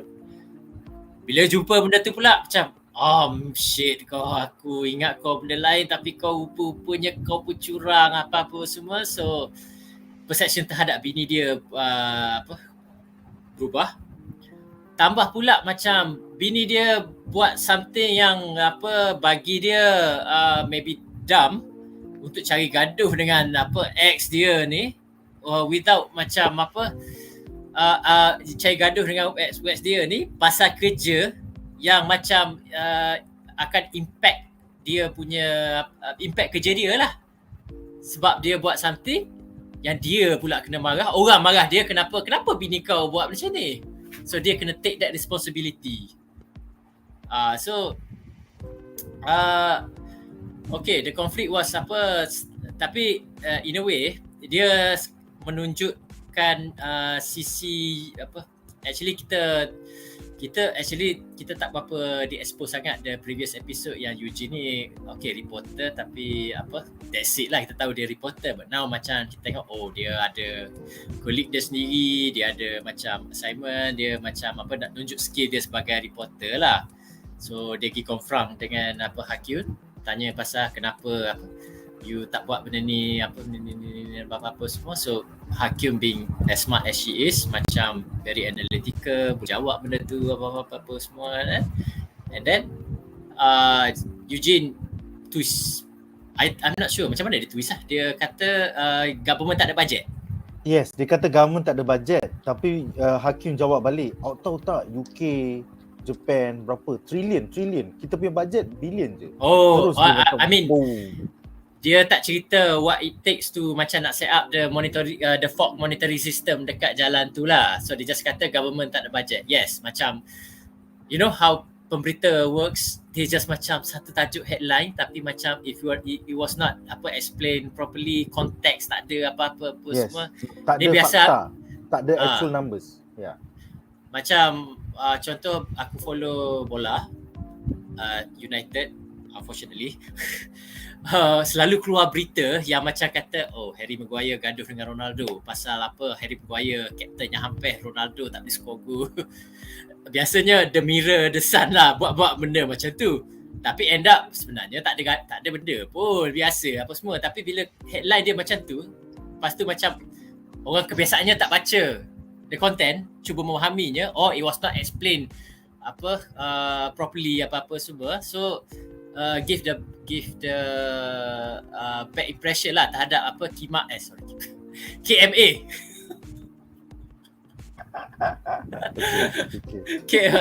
KMA punya image KMA image ya. But aku kagum KMA it's like macam Konflik tau. The forecasting punya team, the technical team, and then the spokesperson punya media apa-apa semua. Kalau aku rasa macam Malaysia ada satu tu saja, kau lah explain pada orang. Kau lah deal dengan wartawan apa-apa semua. So dia ada spesifik orang kat office nak explain kan, nak tolong explain kan what they're doing. So macam kalau real life Korean punya ni macam ni, aku is impressive lah. So betul. And then macam yang aku tak jelasnya, kenapa macam dia wartawan surat khabar ke, kenapa duduk satu building ke, tapi macam kau seem to be like macam swasta sikit. Kau just macam nak sell the news apa-apa semua. Mungkin that's the pejabat kompleks yang banyak department, banyak office lain mungkin ada semua macam gitulah. So end up yang the scene last tu macam yang bila dia confront tu, dia pun kata saya tak salah report macam ni apa-apa semua, tapi you tak ada dari ni you ni apa-apa sini. And then macam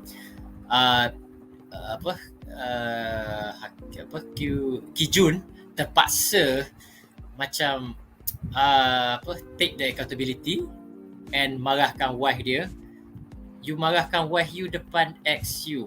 That's Tapi dia dah kena marah dengan bos dia. Dia tak marah wife dia, which I think is less worse kalau dia marah. Benda yang lagi teruk adalah dia tak defend wife dia depan ex dia. I will settle this issue. Yes. Lepas tu dia cakap, your wife is not an issue, bro. You're not intelligent enough to fight hakim fact by fact. Boom. Aku nak tambah yang about the interview tu. Aku rasa dia punya, sebab dia punya, aku baru habis semalam dia tak specify in full details kenapa bajet tu. So I believe dia punya interview was roughly, the headline was a summary of dia cakap disebabkan banyak gunung, kita expose to the udara daripada from other countries yang memang sejuk, ada exposure to the sea and everything. It is not financially feasible untuk do benda-benda tu, sebab benda tu semua melibatkan kos. So dalam kepala dia, kos. Tak cukup bajet lah. I see. Kita tak ada bajet. Government tak ada bajet. That's one way to look at it. Tapi because we did not see the interviewer scene any longer, we only see that important moment. I would not go there. The way I see it is simple je. If you're a journalist, you follow up on a point until you get clarity. So bila kau nak buat assertion kata budget is the issue, then kau boleh backup diri kau sendiri. Sebab kau cakap, tapi aku tanya kau jawab macam ni, aku tanya kau jawab macam ni, aku tanya kau jawab macam ni. Then kau nak fikir apa benda? But we do not see that happening. So and then bila husband dia tak defend dia, and then husband dia guna ayat, you are not smart enough to lawan dengan hakim. That for me is that what the scene wanted to show is that sad to say, Eugene punya karakter ni is in comparison to hakim is simpleton lah. Just a very straightforward simple person. Yang engkau reporter, engkau bukan journalist. So I like the fact that when she was defending herself in the early part, dia kata sebab saya journalist, so I represent what people think. So if kau fikir macam ni, are you trying to say that the rest of Korea are simpletons like you? So I kind of like that thing because it then at the same time raises the importance of Hakyung punya kerja and KMA punya kerja. Like, this is how important our work is. People like you don't understand and you don't even know what to ask and what you don't understand. And then husband kau terperangkap kat tengah-tengah. So that scene is quite powerful for me. Sebab dia kata macam, okay, kerja kita nak protect public. Kalau kita nak explain kat public apa kita buat, kenapa kita buat macam ni, kau tak faham. So kau tak boleh nak, kau takkan faham. So bila kau kata headline ni sebenarnya cerita bajet, that is so reductive. Bila benda ni reductive, benda yang besar kau simpelkan kepada dalam satu ayat. Kalau benda tu simple, kita tak payah spend budget trilion lah bro. Kita spend budget ratus ribu je. So that is how nicely it's being done. Tapi kita dok nampak the interpersonal relationship punya aspects kan. One thing for sure, Kajun lepas tak defend wife dia will not get anything lah lepas malam tu. Okay, aku nak sambung a bit on Jamal punya point tadi. First about the character itself, it is a stark contrast antara the second female lead dengan our heroine Hakim Jun. Tak apa, kau cakap 10 kali pun aku tak akan ingat bro. Aku punya Demon Slayer pun nampak mama siapa tu, mama kilat tu Allah. Sorry aku memang dah tu Zenitsu kan. But anyway, it shows a stark in diorang punya approach to work, the ability to ask questions, to support. So kena pula husband ni tengok bini aku bangang macam ni, aku punya ex macam ni. So like dah lah, my ex dulu had enough, you know, dia boleh support aku lagi tu. Yang ni kau tak tanya aku benda pun, kau dah pandai-pandai sendiri buat hal. Like, you know, that's when the doubt comes into play lah. Macam like, dah lah aku balik rumah macam dumpster. That is why the scene was written like that. So we come to that conclusion. Oh, this is the reason why, this is how he starts to be disillusioned with everything.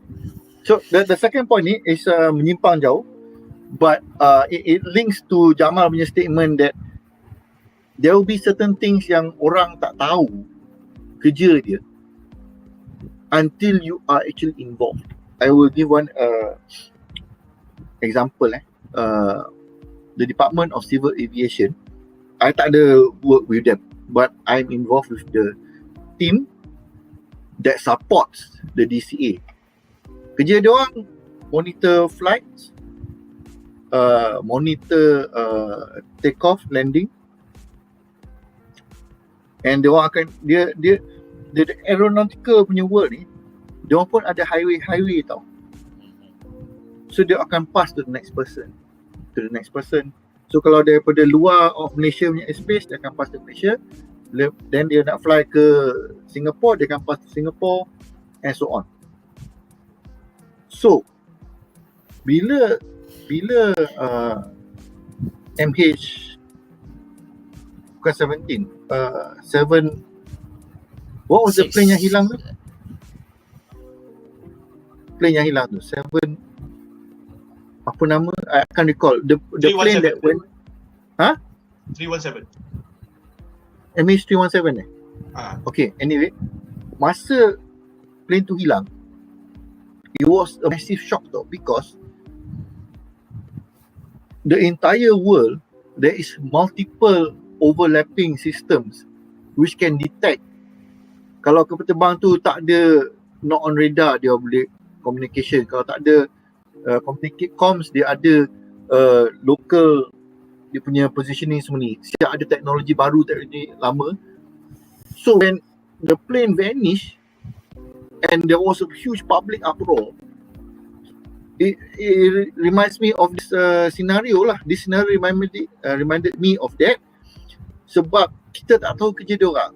Padahal I've seen them work to the point where dia ada macam 3, 4, 5 redundancy tau. To the point where you bayangkan, kalau ingat tak cerita Die Hard tu, yang kapal terbang dia dengan api semua kan? Itu bullshit bro. Of course. Bullshit. You know why? Kalau airport habis power, full blackout pun dia ada cara dia nak landing tau. Yeah. Dia that runway, dia ada reflector which the plane kalau ada lampu they can shine. Oh, itu dia punya at the right angle, that is the landingnya ni. Kalau tak ada juga, they have battery powered signnya machine ni yang boleh tunjuk sini, this is the thing, kita landing kat sini, landing sini. So there's so many level of redundancy sampai the entire airport blackout pun kapal terbang boleh land safely tau. So macam kita tak tahu, so kita judge, which brings back to this character. Dia tak faham sangat ni, okay, aku tulis je lah, aku summariskan dia. Bila dia buat summary, salah. Sebab why? Dia tak cukup research. So it's a very good character punya ni lah. Character punya exposition, character punya dia portray how she did not research enough. When the person yang patutnya paling rapat dengan dia pun cakap, sebenarnya you salah. It's macam ni. Sebab in the writer, in the reporter punya mindset, aku nak tulis artikel pasal macam ni. So dia ada agenda. So she had a preset agenda. Exactly. Betul. So apa and dia cakap pun semua bias. The best part is the agenda is already overlapping with dia punya personal relationships. Itu satu. Number two, the best part is that when they are, macam saya cakap, when they are flashing out this female character, the second female lead ni, dia punya kontra adalah husband dia kena kritik dengan dia punya boss. Apa pasal artikel kau dah tak best Betul husband dia ingat masa dia nak buat artikel yang sebenarnya exactly. This is the best part. That's when we see that the husband bagus, tapi macam okay, this is where he's facing difficulties with his work. Relax je kau punya tunang masa tu tolong kau bagi point. Sebab tunang kau memang ada flair for benda-benda macam ni. So, and this is where I say the husband boleh redeem. And aku tak nak tak nak cakap awal-awal yang dia orang tak boleh redeem. Because masa dia tengah flashback tu, dia ingat dan dia sedar balik the importance and of his tunang in a scene where dia naikkan, dia portray tunang dia punya value tau. So she helps him do well at work in a way where it's very collaborative. So value dia tu tinggi, and the best part that he remembers that and dia menyesal. So nampak dia ada redeeming quality sebab dia tahu, dia self-aware, tapi macam kita agree lah, dia ni simple, dia suka passion dan sebagainya, and then dia budak-budak sebab dia menggunakan alasan yang bangang untuk cheat dengan dia punya ni. But it is not that he is incapable of noticing and realizing all this. He is capable. So for me, I like that scene is because bila dia kata, I will settle this separately. Bila dia tak defend wife dia, it is him accepting the fact that we have moved past a certain point, and I have to live with this shit. I married her after I cheated with you, and you are fucking good at your job, and my wife katoi, and aku tak tolong my wife, tapi aku tak tolong my wife sebab aku stress pasal kau dengan kerja aku, sebab my own doing. So bila dia tak defend wife dia, it's him admitting fault and wanting to. So aku suka benda tu because kau jarang jumpa K-drama yang macam ni, two couple, one couple lead and one couple supporting lead. They have that kind of exchange. So it is good to see that in a way where dia tak menjatuhkan habis-habis lah, dia tak kutuk habis-habis lah. So aku rasa benda tu it's very nicely done lah. And dia tak memperlekehkan dari the reporter wife pun sebenarnya. We just kantoikan dari reporter wife for the fact that dia tak ada depth kat dalam benda yang dia buat. And it is not done in a humiliating way. She might feel humiliated, she should be, but it is not done in a humiliating way sebab dia 3 orang je kat dalam scene tu. Aku suka so dah 4 episode, biasanya the pattern would be macam the second and the fourth ada pergaduhan besar, and aku suka macam each of the pergaduhan tu kita faham kenapa dia bergaduh, the point yang dia gaduh dia apa semua tu macam spot on, dia punya spot on dengan each of the character. And touch yang Jamal say last bedah is macam the pergaduhan tu as an exciting incident. So for yang lepas tu is exciting incident dia for Hakyung untuk gain self confidence, untuk macam take back her life semua. And this kalau dia the exciting incident would be exciting incident for macam keretakan rumah tangga Eugene apa semua tu. So I think macam the compare dengan what we are used to, macam kadang-kadang pergaduhan tu disebabkan macam kau tak dengar explanation orang tu dengan betul, and then macam the quote yang tak boleh bawa bincang ke apa semua, cik gaduh-gaduh, and then macam semua orang misunderstanding apa-apa semua. But pergaduhan yang ditunjukkan dua ni adalah macam it's like a debate yang macam point satu rebuttals ni, point tu apa-apa semua, and then there's a clear winner and a clear loser, and loser tu memang betul-betul yes you are memang you supposed to kena macam ni sebab you buat macam ni, and point seorang tu memang betul.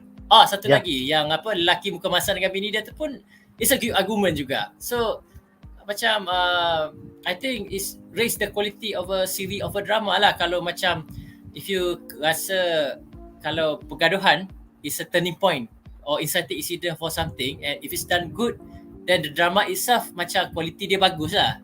So you tak depend sangat on the in between scene tu. Betul. Dia bukan cakap menjerit for no reason. Betul. Kita tengah discussing yang quality of the drama. I particularly like the approach dia orang make for this series tau. Dia release in batches of 2 episode. Yeah. So Sabtu Ahad. Ya. Sabtu punya episod dia akan cerita macam ni to set up for the resolution on Sunday. Yes. And they leave you with a mini cliffhanger. Yes. Before next week. You compare dengan tu K-drama bro. Macam tu lah K-drama. Ada lah every week macam anime. Cacah je. Dia kalau kita bandingkan dengan cerita anime, for example, each episode will either be fully contained, start and resolution, or akan cerita tergantung. Satu episod tergantung tak apa. 5 episod tergantung. 4 karakter bergaduh. Tak habis-habis. Boleh tanya, tengok bedah session yang lama. Kita semua penat tengok fight session tu, tak habis-habis. Betul. Oh, the worst punya ni macam Squid Game, nak ambil semua. So like, dia anime yang bila bergaduh ni non-stop tau cerita dia.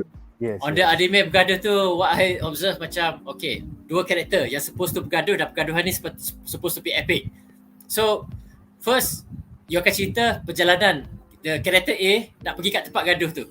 Sambil tu flashback dia membesar macam mana apa-apa semua. Dan dalam episod dia sampai. Lepas tu episod yang selepas tu cerita karakter B macam mana nak pergi sampai tempat gaduh tu. Flashback daripada masa kecil membesar macam mana. Bila sampai flashback kenapa pergaduhan ni penting bagi aku untuk karakter A, lepas tu karakter B akan sama. Okay, lepas tu pedang pusing. Lepas tu dia nak kau kena faham. Aku dah pakai 5% je kuasa ni. Yeah, tapi that's what makes each genre interesting. Kaki anime ke kaki K-drama, korang suka because it is like that. Macam ni aku dah terjebak dah ni. Aku suka like that in healthy doses. Macam Slam aku boleh layan. Kenapa macam each of I have a moment flashback. Dulu di training macam ni, sekarang bila aku main macam ni, apa-apa semua. Plus Slam je aku boleh terima. Naruto macam kadang-kadang it's a bit much. Aku hanya tengok the pain arc tu. Macam okay, in all fairness, kau rasa macam tu bila kau tengok anime, which is fair. Sebab kalau kau baca manga dia tak macam tu. Of So course, yes. There's a lot of filler episodes in the anime that has ruined that lah. Cuma they make it up for the action sequences that you don't get in the manga. Aku faham fungsi filler ni untuk supaya boleh manga tu boleh kejar. Itu Naruto is not quite that. Dragon Ball Z dengan Bleach lah offender yang gila babi. Sebab manga tu terlalu slow, tapi orang lupa yang anime tu pula terlalu laju. So it ended up that the anime was waiting for the manga, and then the anime said, okay, fuck it, we'll create another big bad villain. wow. Yang tak ada langsung dalam manga. Gila random. Just so they have the whole story. Yes. True story aku punya tak tengok K-drama. Semalam my youngest brother dengan wife dia ada tau in the house. So I was tengah watching lah last episode ni kan. My brother bawa dia punya anak dia, my nephew, tengok Uncle Shah. Yang, mari sini yang. Like, mula dah. Abang dah tengok K-drama. Aku dapat reaction tu daripada my wife. Istai aku kata, ni I tengah tengok K-drama ni. Mai, jomlah tengok. K-drama. Aku ada exception kepada anekdot Mizi. Bila dia kata K-drama, kenapa bila lelaki buat suara perempuan suara perempuan macam tu? Aku sendiri tak faham. Kalau perempuan je, kenapa dia macam tu? Macam mana?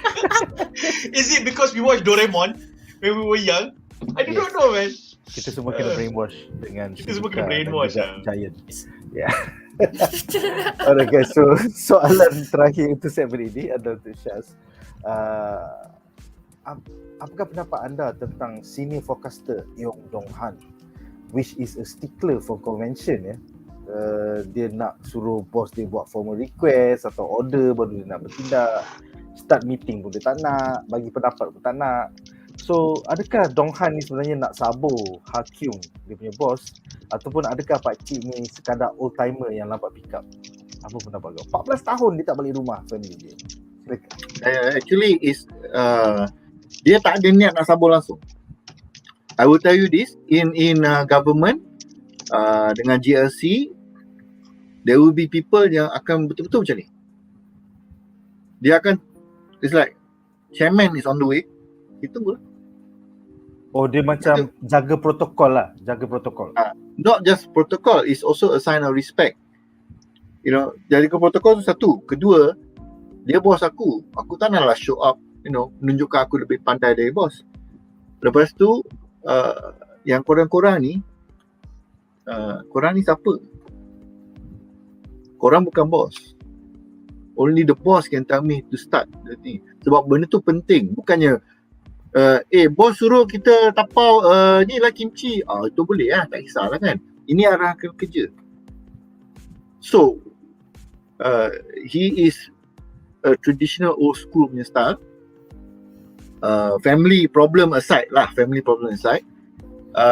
you think the best sign yang menunjukkan dia ni bukannya orang nak sabur, tapi adalah somebody yang very old fashioned, is when the director kata ini arahan, dia senyum, and dia buat tak ada komplain langsung, betul.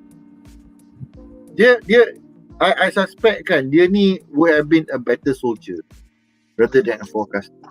Sebab I think that ikut order to the T, and then you know he will dedicate his life to the cause. It's very macam soldier ni style tu. Aku suka Shaz punya analogy that he's a soldier, because if we are going to get more plot C, I hope that this has a lot to do with it. Because I can see somebody like him being in a dysfunctional family because he doesn't know how to be in a family. Yes. Because there are people like that. Especially macam we see this a lot in American war films. Dia perang, lepas tu dia balik daripada Iraq, lepas tu dia tak tahu nak buat apa, so dia PTSD, and then he can only be functional bila he's back in a war zone atau war punya environment. So it's something similar lah, cuma beza ni bukan perang lah, tapi we replace the perang with work, because dia memang tak reti dan tak boleh. So I won't be surprised if kan we only saw him in a post work punya drinking session dengan dia punya director friend yang orang lama juga, veteran juga. So I won't be surprised if we see that again in after a few episodes. Lepas tu dia tanya, lepas tu they have a further conversation. Lepas tu dia kata, then why did you marry her? It seemed like the right thing to do at the time. Everyone was saying that I should do it. So I won't be surprised if that were to be the case. So if they give us the long if kita tak tahu, if they give us that, and then the payoff is that we see how much the wife loved him and accepted him, but sebab tu wife dia tak divorce ke apa mereka, but the wife kata, tapi kau kena ubah, serious shit kau kena ubah. So then his story is, kita dapat director punya, kita dapat Hakim punya story, musim yang berubah-ubah, 1 year ada 4 musim, betul tak? So this guy is orang yang musim dia, the entire year musim ni satu tu, macam tu je, musim kering atau musim. winter je.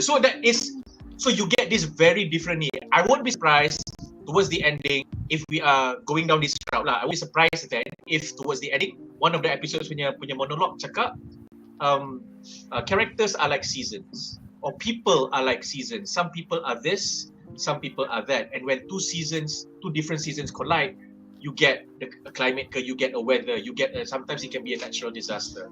It is what you do after that. If they come up with something along those lines, okay, that's it. I need to go work in Korea for that series because it's brilliant. It's great. They memang that's how we feel, but they put so much respect to the work. By doing that, terus kita macam meteorology ni apa benda? Oh, yang kita banjir kat Malaysia banyak-banyak ni apa benda? For all you know kan. Betul.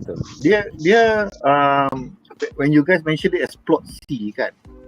I didn't actually agree with it, tapi macam tak ada ruang nak mencelah. So, but since Jamal brought this up, kalau you notice tak, a lot of dia punya at work conflict is with this guy, which is the stereotypical oppa, the guy who have, rambut color, happy go lucky style. Kau tengok pun ala poyonya mamak ni. But this is the people of today. And guess who is like the people of today? Anak dia. So through interaction dengan dia ni, mau tak mau dia akan faham, aku ni di ketinggalan zaman. I'm still in the winter. The 90s, aku belum masuk lagi to spring. Anak aku dah masuk spring. So macam like, you reach the point when you patutnya you dah berubah bila dah kahwin, but you still in your winter stage. You belum masuk sebab spring. Sebab kau lari daripada kahwin tu. You find an excuse to not be there. Anak kau dah beranak, dah kena ni, dia duduk no. I'm comfortable. Really? I will be in the winter. In my bujang winter. That's why he belah tempat where he's alone. I like it. With That's a cool theory. Kan, dia at work, dia tak payah move to the spring of married life. Since we are using all this weather punya ni kan. So sekarang ni kena mamat ni, I'm in the spring of my life bro. Aku baru start kerja kat HQ bro. Let's go. Ada orang suka aku lah. Aku suka dia. Yeah. So dia akan macam like, this is another way of living. And dia ni umur almost 5-10 years mungkin. At least. Kan? So dia macam they grow up in the same they will have the same K-pop idols. Yep. So this guy will likely be able to relate to the ni. So secara tak langsung I foresee Jamal punya point will stand. Okay, Jamal punya point will stand. The wife will say like, you have to change. I don't know what you need to do, you have to change. But it will not be something they say macam like, okay, I know what to do. But dia akan observe. Dia akan mungkin, maybe somebody influential dalam life dia akan cakap, kau kena buka mata lah gila. Bos dia. Actually, Bos dia. Kan? The only person he will listen to advice. Dia cakap, you need to open up your eyes. So macam like, saya cuba bos. Lepas dia cuba, dia tengok,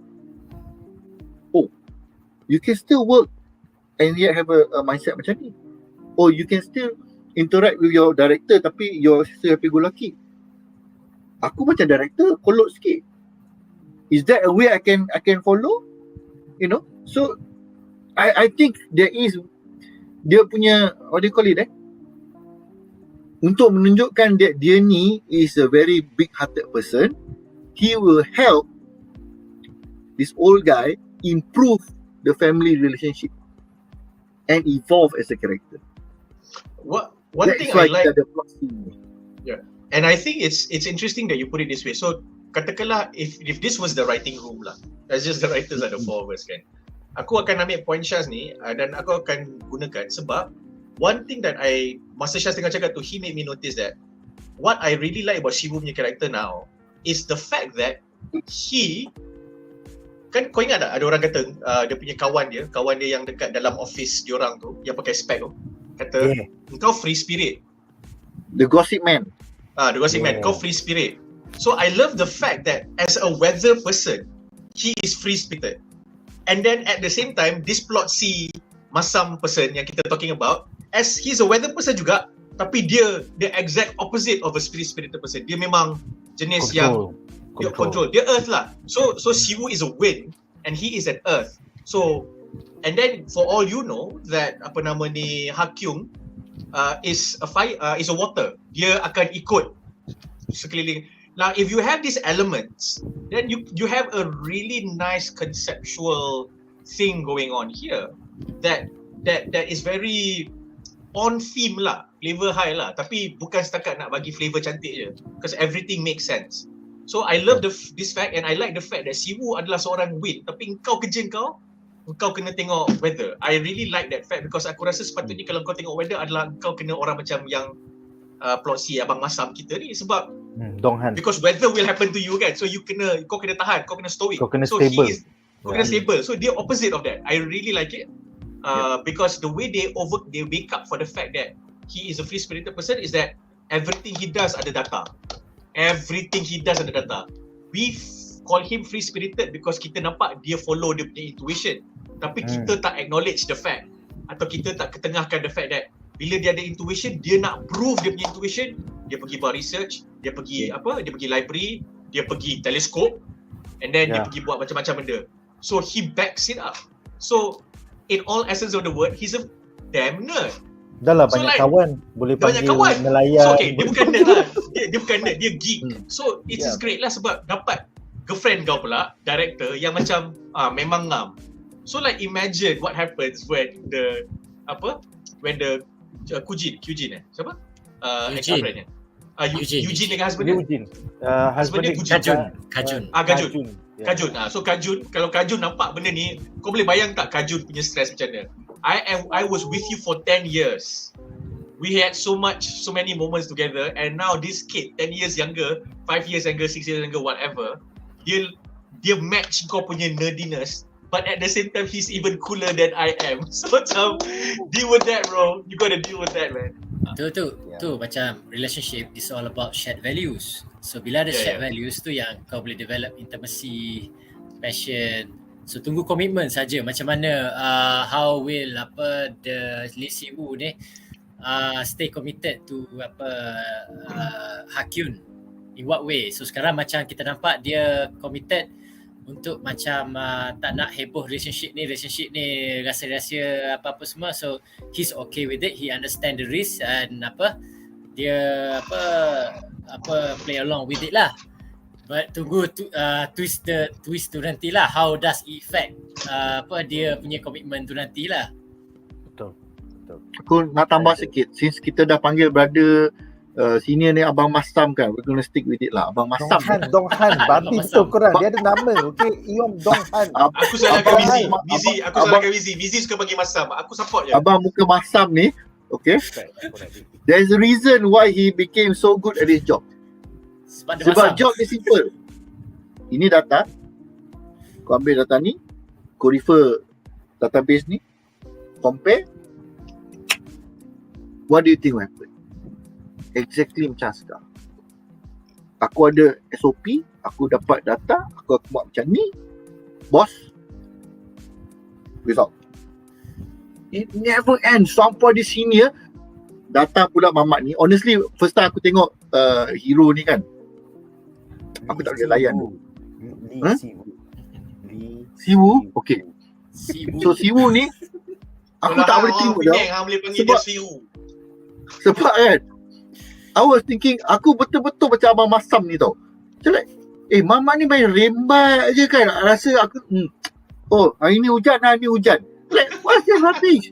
Kan? Dah lah, nama dia hujan kan? Siwu tu maksudnya apa? Fated wind. Tak, okay, nama tu bukan dia rain dia at the right time. Atuk dia guna rain punya manuscript, kanji punya karakter. Instead of using something else, the grandfather used the rain one, so that's why he liked it, so he embraced it. By right, kena guna a different kanji atau not a different character lah basically. Nice. So abang Masam kita ni dalam dia punya SOP kerja tak pernah ada hari ni hujan, tak pernah ada kau pergi tengok dengan teleskop, tak pernah ada call orang kat sana, apa khabar kat sana? Tak ada. So direct cultural clash dengan budak baru ni, itu yang dia confused. And this actually explains why abang masam kita ni, dia tak nak duduk kat rumah. Sebab mana ada buku nak ajar how to manage family. So dia panic. Dia panic. Like Western culture, America especially, a lot of black fathers, they abandon the family. I tak tahu what is the cause, but apparently is something that they kalau katakan yang abandon yang bukan yang baik tau, yang abandon ni, dia takut nak face the fact that they're going to have a baby. So dia tak tahu nak buat apa, dia like enggak, dia belah. Sama macam ni lah. I can share a little bit pasal orang teknikal, what apa Shah said tadi, especially macam engineers kan, I'm working with lots of engineers, managing engineers yang senior apa-apa semua. They are good at their craft, but they are limitation dia adalah macam kalau dia orang kena buat something technical, it is based on establish standards, procedure, SOP or whatever apa semua. They will do well, and kita sebagai rakyat marhaen yang tak as deep as their knowledge akan dengar tu macam kagum. Oh, it's a very technical person, this high apa-apa semua, ni apa-apa semua. So dia orang boleh fikir as per yang guideline tu itu. But my punya I punya strength katakan is macam I have the awareness on to understand on the basic level on what they do, the meaning of their punya technical punya tu, but I always have to macam okay, bila dapat job, you nak buat biasa kena buat proposal lah, because I work in the consultancy, so macam nak buat proposal, nak get the consultancy, nak buat pricing, costing apa semua, it all depends on I estimate how much work they will do, and the kira rates apa semua tu. So kadang-kadang I ask them a simple question, okay, how much you want to do this task apa semua. Kalau dia orang tak cukup information, macam benda tu belum establish SOP kan, dia goyang sikit, tak tahu macam mana apa-apa semua. So apa yang I buat, okay, I ask questions, macam buat dia fikir, okay, kalau you buat ikut cara ni biasanya berapa lama? Tak. Okay, kalau you ada benda ni, kita assume benda ni apa-apa semua. Okay, baru dia boleh jawab. Okay, kembangkan sikit. Kalau kita tambah sikit. So, the strategic thinking tu tak semua orang ada. So that's why the Abang Masam tu just stick pada establish patterns, SOP apa-apa semua. Okay, it's brilliant. Tapi kalau ada volatility, kalau ada variance, that's where you need macam orang macam Sibu dan orang macam Hakyun untuk verify kan orang Sibu ni.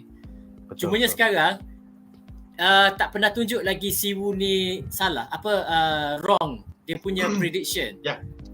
So is it macam dia nak maintain kan Sibu ni as a wonderkin yang macam betul saja akan ada downfall.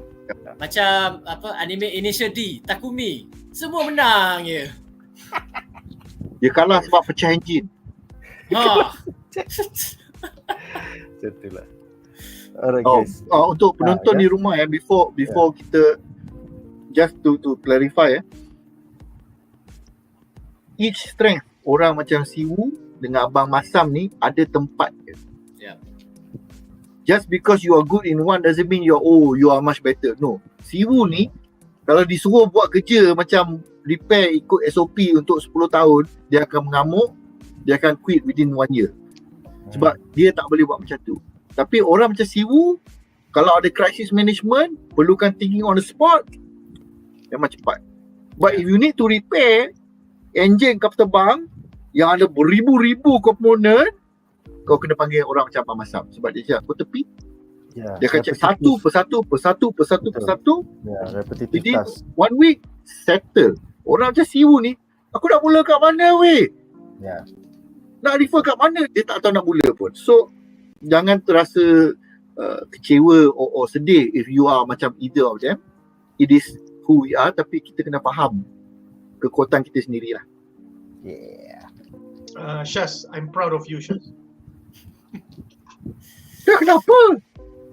Syaz, Dia macam tengok kalau Silap, kita nak Ba- bina gandam, ba- apa kita bagi kat Sebab dia, kau dia tahulah menerima. kat mana nak buka, nak gunting, Kau nak file.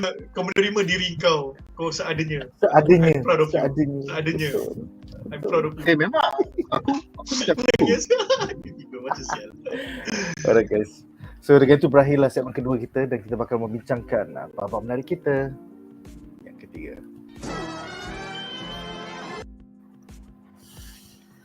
Alright. Woohoo. Jadi babak menarik kita yang ketiga adalah tentang plot twist silap mata oleh penulis yang hangat ni. Cibai dah.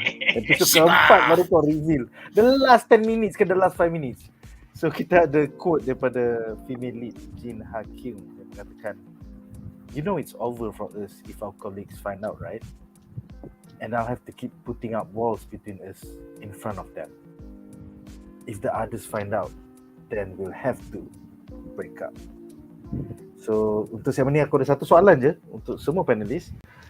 Apakah pendapat anda tentang surprise plot twist bahawa Hwa Kyung dan Siwoo sebenarnya dah decide untuk jadi couple secretly, hiding it from their co-workers? Kita pun tak dapat tengok. You know, adakah anda terhibur dengan secret information ini yang dirahsiakan oleh penulis skrip sehinggalah babak terakhir di penghujung episod keempat? So kita mulakan dengan Shaz sebagai penonton K-drama yang baru ya. Silakan. I was laughing throughout the whole episode lah, because ada hint kat sini, ada hint kat situ. Oh, ini mesti dia ada nak buat macam dia ni. Oh sebenarnya tak, tapi yes. Sebenarnya bukan, tapi yes. I was like, okay, aku just tunggu je kat mana dia. Oh, it's at the kat belakang restoran tu sendiri. It was 100% predictable. But I fully enjoyed it because kita duk tunggu tau. Kat mana. Ada scene lagi. Apalah, konon macam halang-halang lah. Tapi dah dekat halang-halang. Oh, okay. Bila dia reveal the extra scene, yang dia pegang tangan, you know, dia tengok-tengok macam like, you know, extra like, oh senyum-senyum, jeling-jeling semua tu kan. That was a surprise which I did not expect. Sebab dah dilatih oleh anime, ni dia. This is it. Kau tak ada additional scene. Oh, tetapi sebenarnya tak ada. Anime is more straightforward macam tu. So it was a like, aku boleh tahu, aku tahu this one di comedy scene. Ini confirm dia suka. Ada lagi scene. Oh, touching lah. Sangat touching. So it's very stereotypical, cliche, tapi very enjoyable. And the big reveal at the end, like, oh kat sini, that was the part. And then ditunjuk lagi, oh tapi sebenarnya kita pegang tangan, oh tapi sebenarnya ni. So it was ingatkan dah pandai sebab tengok anime banyak, ambil kau K-drama ni banyak cara lagi untuk surprisekan kita orang in a good way. So yes, aku tak terkejut tapi aku sangat enjoy. Nice. Menarik. Untuk orang yang baru tonton K-drama for the first time, Tamizi, soalan bonus untuk kau. Do you think dengan cara dia cakap tu, if everybody find out, we will have to break up, so will that be the inciting incident dalam mid-season nanti? Apa pendapat kau? Silakan. Dia break up. Pasal kalau kau nampak co-worker perempuan tu dah macam suspicious. Somebody early. And then yang gossip guy tu pun macam you know, always asking questions macam kau duduk kat mana sekarang, kau duduk kat apa. You know, so like I can read the signs. Okay, silakan. Okay, so apa? Yes, the conflict hubungan dia orang ni will come towards that. Most obvious sekali adalah macam bila dia orang akan tekan toy, dia most probably akan akan have to make a decision lah. You teruskan or you break up. And you break up kenapa? Because sebab ni macam kalau dengan Hakyun dengan Kajun tu, sebab different department, still manageable lagi kalau you nak the office romance. Tapi bila superior dengan subordinate ni, direct subordinate, direct superior, direct superior, direct subordinate ni kena tengok polisi company pula. Government department ni ada setengah dia tak bagi. And then kalau boleh pun it will probably create triangle conflict between dia dan Abang Masam tu bila macam nak buat decision mesti kau pilih decision power kau dulu kan. And then kalau kau tak pilih decision power kau, nanti bila balik nanti kenapa kau tak ikut cakap aku? Kau ikut cakap Abang Masam. So that's another potential plot apa-apa semua. But what I observe kat sini, macam bila the reveal that macam sebenarnya dia orang couple, dia orang apa-apa semua kan. And then lepas tu macam dia orang masa reveal tu kan, scene yang bagus, dia duduk tenung sunrise apa dengan lightingnya dengan apa semua. And then macam dia pun macam I think macam the first time kot macam you nampak Hakyun senyum. I think senyum dengan dia happy. He's happy with this relationship because we see this relationship is better than dengan ex tunang dia because macam intimacy dia nampak lebih. The previously kau nampak just macam okay, I've been with you apa-apa semua macam happy, tapi ni macam nampak level of happy tu tinggi. Intimacy masa dia bangun, dia tidur atas sofa lepas buat kerja, dia bangun tu. So that level intimacy tu tinggi. Passion kita dapat. Part dia pergi lutut perut siwu tu memang lawa sel. Dah itulah kata, that level intimacy macam kau buat benda macam tu kan, show that level intimacy dia orang ni dah tinggi. So the final ingredient is macam nak tengok how well Siwu dah bersetuju untuk commit to this relationship in such a way, nak macam sembunyi daripada orang apa-apa semua. So far macam tunjuk okay, I'm cool with it. Kau tak nak bagi tahu apa semua, yes we can do that apa-apa semua. Macam it's like a dream boyfriend lah. Macam kau setuju je and kau find to make it work apa-apa semua up until that phone call yang kita suspicious. Jen. Yes, kita akan bincangkan tu dalam segmen harapan kita nanti. So to close it out, silakan. Is this irregular? The way they are writing this 4 episodes in sebagai seorang kaki K-drama, silakan. I wouldn't say it's irregular lah. I will just say that ada je K-drama yang subvert its yang subvert its tropes, and apa nama ni, dia tak ikut format. Tapi it's more because they want to be, they do it for various different reasons. Dia nak try to be different, dia nak apa nama ni, try something new. So the way they are writing this has been done by many. So Cha-Cha-Cha is one, and then Be Melodramatic is a brilliant K-drama. Tolonglah tengok, especially the girls out there. It's a beautiful coming of age story. And then Be Melodramatic is one. To some degree in its genre, Dr. Brain pun lain pada aku. And there are many other series yang slice of life yang macam ni. They take this kind of very realistic punya ni. So from this genre of apa nama, I guess it's romantic comedy to some point. I would say Cha-Cha-Cha is another one because they subverted the stereotypes. So that is very important. So ada je diorang buat macam ni, and when they do it very well. So apa nama, you don't have to what do you call it? You don't have to think so much lah. Dia memang, it's not something new, it's not a novelty. It's just the fact that setiap tahun berpuluh-puluh drama keluar, dan percentage of dramas yang macam ni within that puluh-puluh drama makin tinggi. So it's easier for us to find and enjoy, and it was much less of a novelty when it started a long time ago. So kalau kau nak tengok K-drama, the stereotypical K-drama that we know, those shit are still around by the many different studios and networks that are ni. tapi because kau dapat studio dengan combination of studio and network yang besar, yang dah established, this is one of those like, okay, ni pet project kita orang. Ni adalah project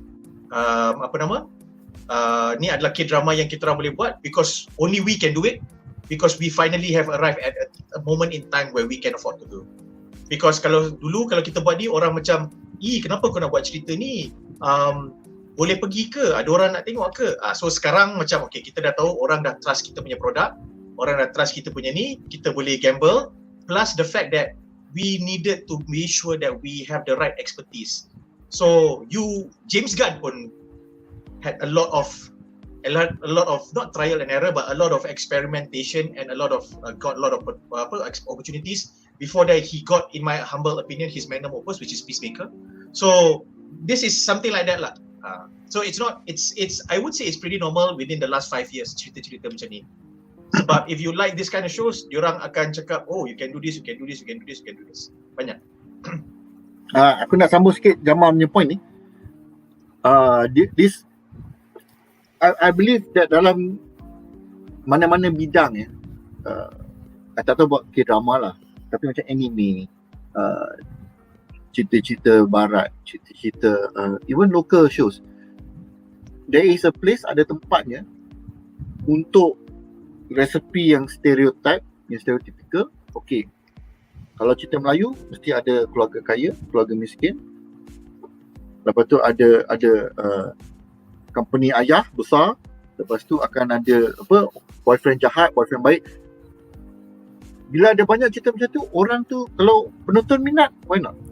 Kan? So masalahnya macam Jamal mention, kalau dia nak buat different, orang akan ingat. Contoh, kalau kita tengok dalam anime punya genre One Punch Man, biasanya cerita hero ni selalu akan tunjuk, oh dia ni mula-mula tak ada power, lepas tu dia berlatih, dia akan dapat power. Tapi One Punch Man start dia dah OP gila-gila, and then dia boleh beat everybody, macam like so because ada orang ingat. So dari segi whether it's different atau tidak, I think the better point is, adakah is more suitable dengan expectation kita sekarang. Macam siapa sangkakan lagu 80-an will make a comeback disebabkan Guardians of the Galaxy. Tiba-tiba mixtape, macam like, apa benda mixtape ni kan? So orang akan tanya-tanya. Tapi sebab dia setting dalam MCU, so orang akan tengok, oh, it's something different. Probably tapi lagu contemporary sekarang shit. Yeah? Lagu contemporary is shit right now. Tapi in apa ni?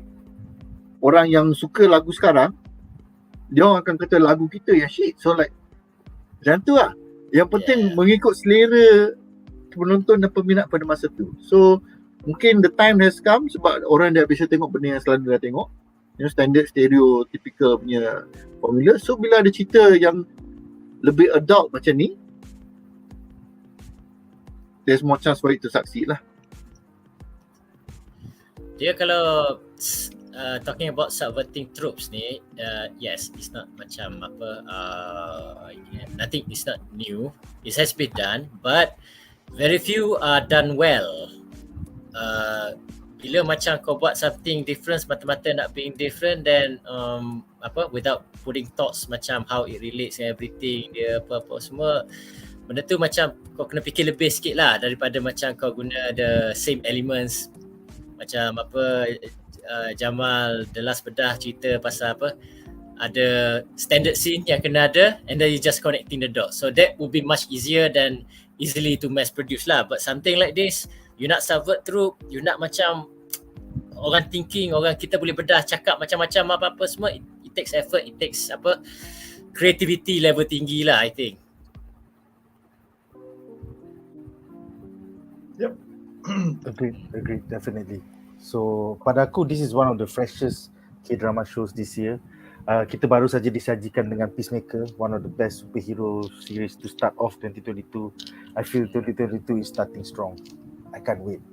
Batman bulan depan. So dengan itu, kita akan ke segmen terakhir kita malam ini, iaitu harapan kami bagi episod minggu ini.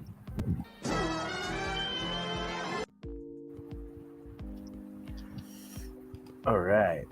Jadi sebelum kita membincangkan harapan kita untuk episod minggu ini, jom kita tonton promo bagi episod 5 and 6. Alright guys. Kau tak ada ke yang apa dia pakai spek yang apa dia buat puan tu? Tak ada, nanti aku cari. 아침에 어떻게 과장님을 그 방향에서 만났어? 오는 길에 만났어요. 예? 아주 우연이요. 허락도 없이 자꾸 경계선 넘고 그러면 안 되지, 어? 그 자식 데려다 놓고 내가 어떻게 반응하는지 보고 싶었니? 한 번만 더 있던 일로 나 불러내봐. 이슈특보도 심지어니 누구 허락받고 뛰는 거 보셨습니까? 똑바로 좀 하자. 이슈특보. 수도 감성인데 방금 전에 서울에 강수액 붙은 게 좀 이상하다는데 봐주시겠어요?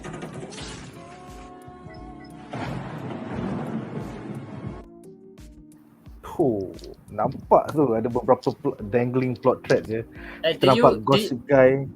Did you guys notice macam first episode kita tengok macam apa Hakyun ni macam apa agak nampak berumur matured kalau especially bila dia dengan Lee Si-woo, but makin lama episod ni kan makin muda. Bila dia main phone kat bilik dia, lepas tu should I be casual or itu, aku macam sejak bila kau macam budak sikit ni? So macam it's starting to get nearer lah. Aku agree. I think one thing yang Shaz punya point tadi, dia kata nowadays we have more access to this kind of more adult or rather more mature punya content atau K-dramas or dramas in general. I think one of the reasons why this could be effective is because Song Kang is the current heartthrob of the young K-drama punya watchers. So if you're between 15 years old to 25, Song Kang is who you go to, you know.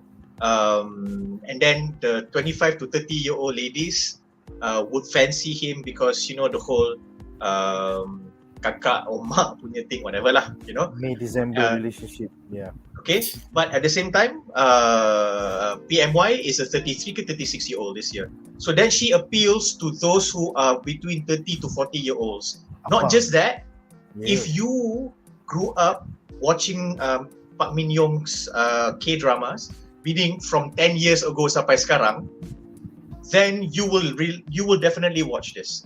So by having the two leads of this age, you do a lot of things. Kau pukul viewers daripada 15 tahun sampai 45 tahun.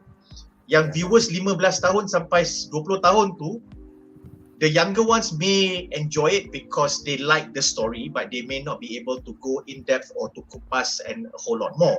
But if they are able to, then it helps them transition into a more functional, into a more representative, into a more wholesome relationship, and it helps them identify certain relationship behaviors, i.e. dia Juking their exes. So jangan buat macam tu, and then you might want to do like them. Tapi nanti bila their age difference come into play and being together in a workplace, how will that then affect the relationship dynamics? So these 15-year-olds and the early 20s will learn from this partly and then transition. Tapi at the same time, they get to enjoy Song Kang. So then if they really like what they have seen, they are going to revisit Park Min Young punya back catalogs, which then they will realize, dia ada this secret punya ni yang di mana Park Min Young berlakon jadi K-pop punya mom. So they will definitely love that. And then after that, they might just stumble into Inheritors ke atau into What's Wrong with Secretary Kim and whatever else that she did. And then dia akan go back to the very first series yang dia meletup, which is the period drama series yang dia first she went famous. So then you immediately open up that tau. But at the same time, kepada orang tua pula, macam point Shaz tadi, which is true, dia guna perkataan culturally, I prefer the use generationally. So you see characters like Song Kang written into dramas where they have no problems interacting with staff that is a generation older than them, more senior than them. But they did not do that in a disrespectful way. They do that in a dignified way, and then dia redress the perception of kalau kau senior tapi perangai kau macam sial, tak guna, kau punya seniority tu tak guna. So bila kau reflect orang macam karakter macam Siwoo against karakter siapa nama ex Hakyung dan isteri Kijun. So you then reflect that against Kijun. Kau deputy director kot, Kopcom kot. Kau tak reti communicate, kau tak reti express, articulate diri kau. Kau tengok budak ni. So then you kind of have a very nice way of bridging generational gaps within the genre of dramas, within the medium itself, writing K-dramas, but also kalau orang tengok macam betul lah, orang tua boleh kerja dengan orang muda kena tukar sikit, orang tua kena tukar sikit, whatever that be that as me. And then on top of that, you have that at KMA, which is a government agency punya ni. So Korea ni they are a stickler. Kalau kau nak tunjuk series tentang a government department or agency, generally they let you do that. Tapi dia macam there are certain things yang kau kena jagalah.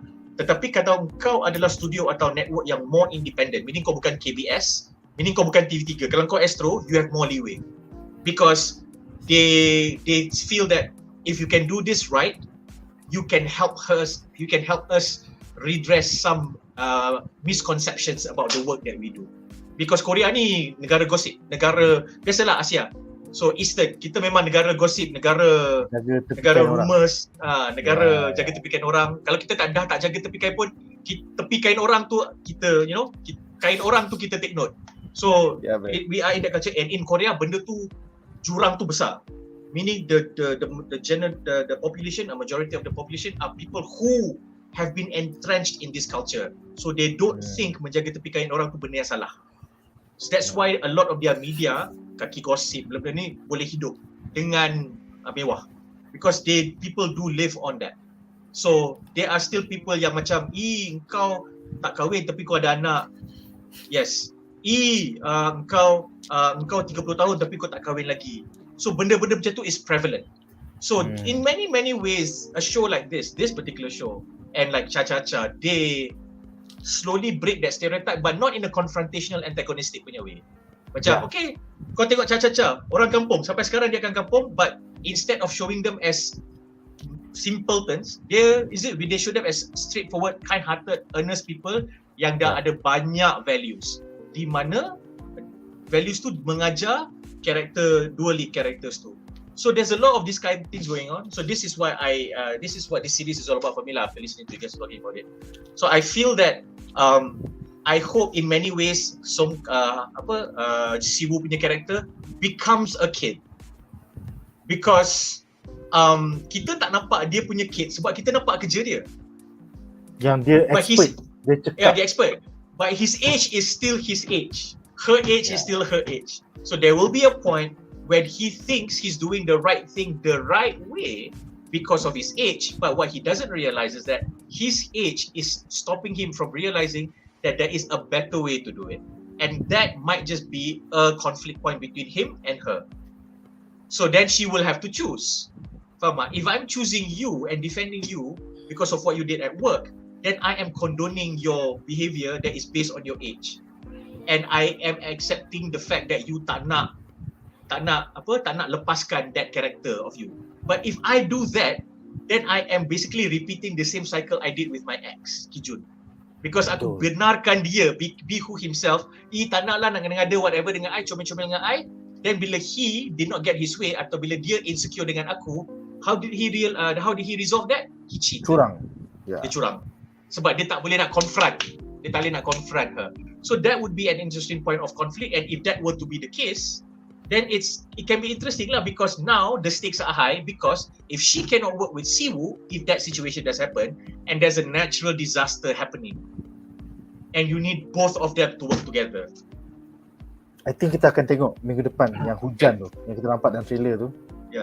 Oh, aku tak tengok sebab aku it's a habit of mine. Aku kalau tengok K-drama, especially those that I like, masuk spoiler 30 saat kat belakang tu, nope, sorry bro. Sorry dude. Kau tahu Jamal punya panjang explanation sampai Mizi muak. Aku tengok Mizi lah, sial je Mizi muak dia, ya Allah. Wish, tak ada lah. Aku just nak tambah sikit, just to put on Jamal punya point ni.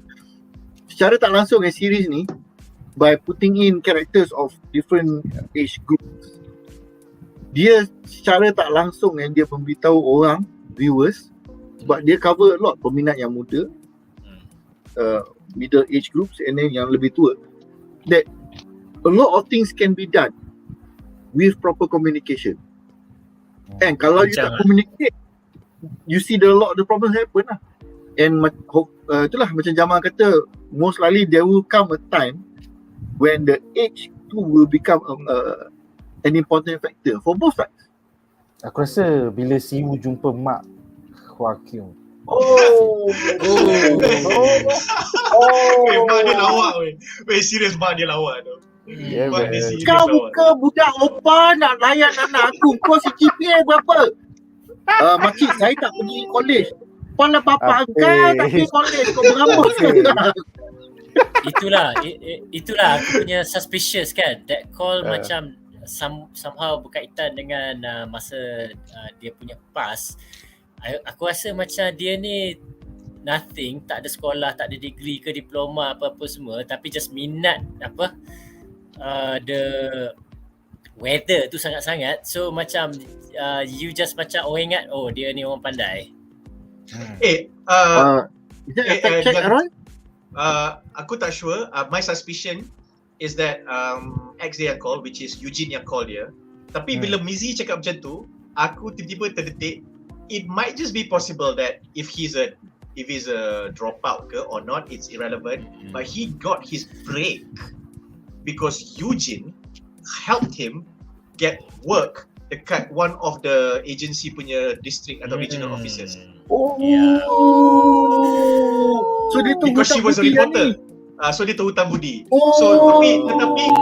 Tetapi kalau dia tahu hutang budi and then tapi dia memang minat benda ni, dan dia buat lah. Tapi kalau dia tahu hutang budi tapi dia tak minat sangat, tapi because dia suka kat Eugene dan dia buat benda ni, I think dia minat lah. So kata dia minat and then dia tahu hutang budi and then he got the job and he did very well. And then Eugene macam okay tak apa, ni benda dah settle. Aku tolong kau, tak nak fikir dah.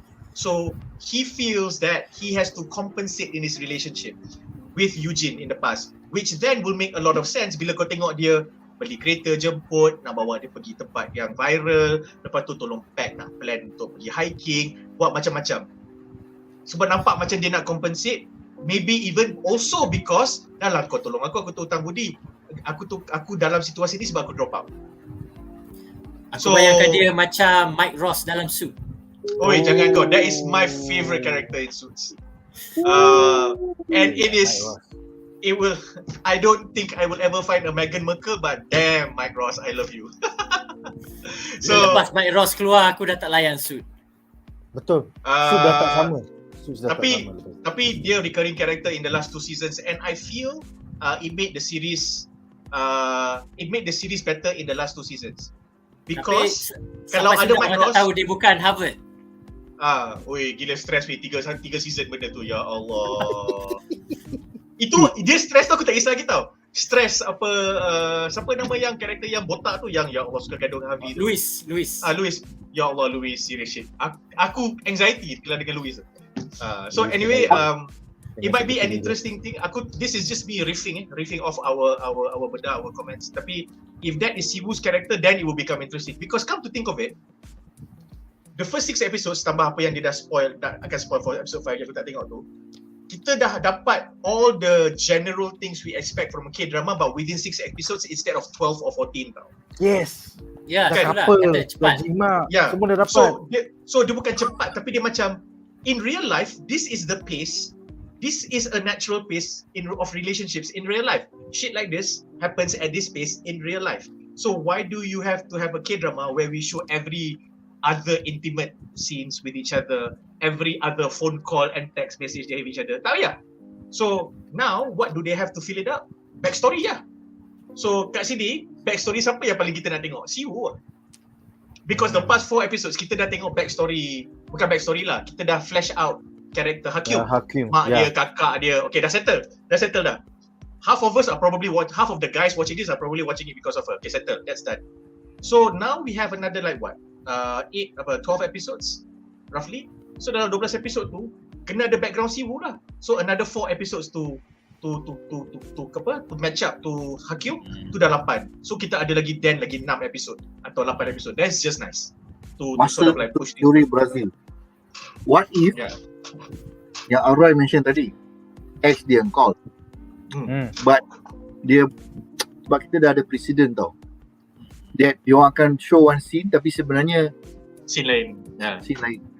What if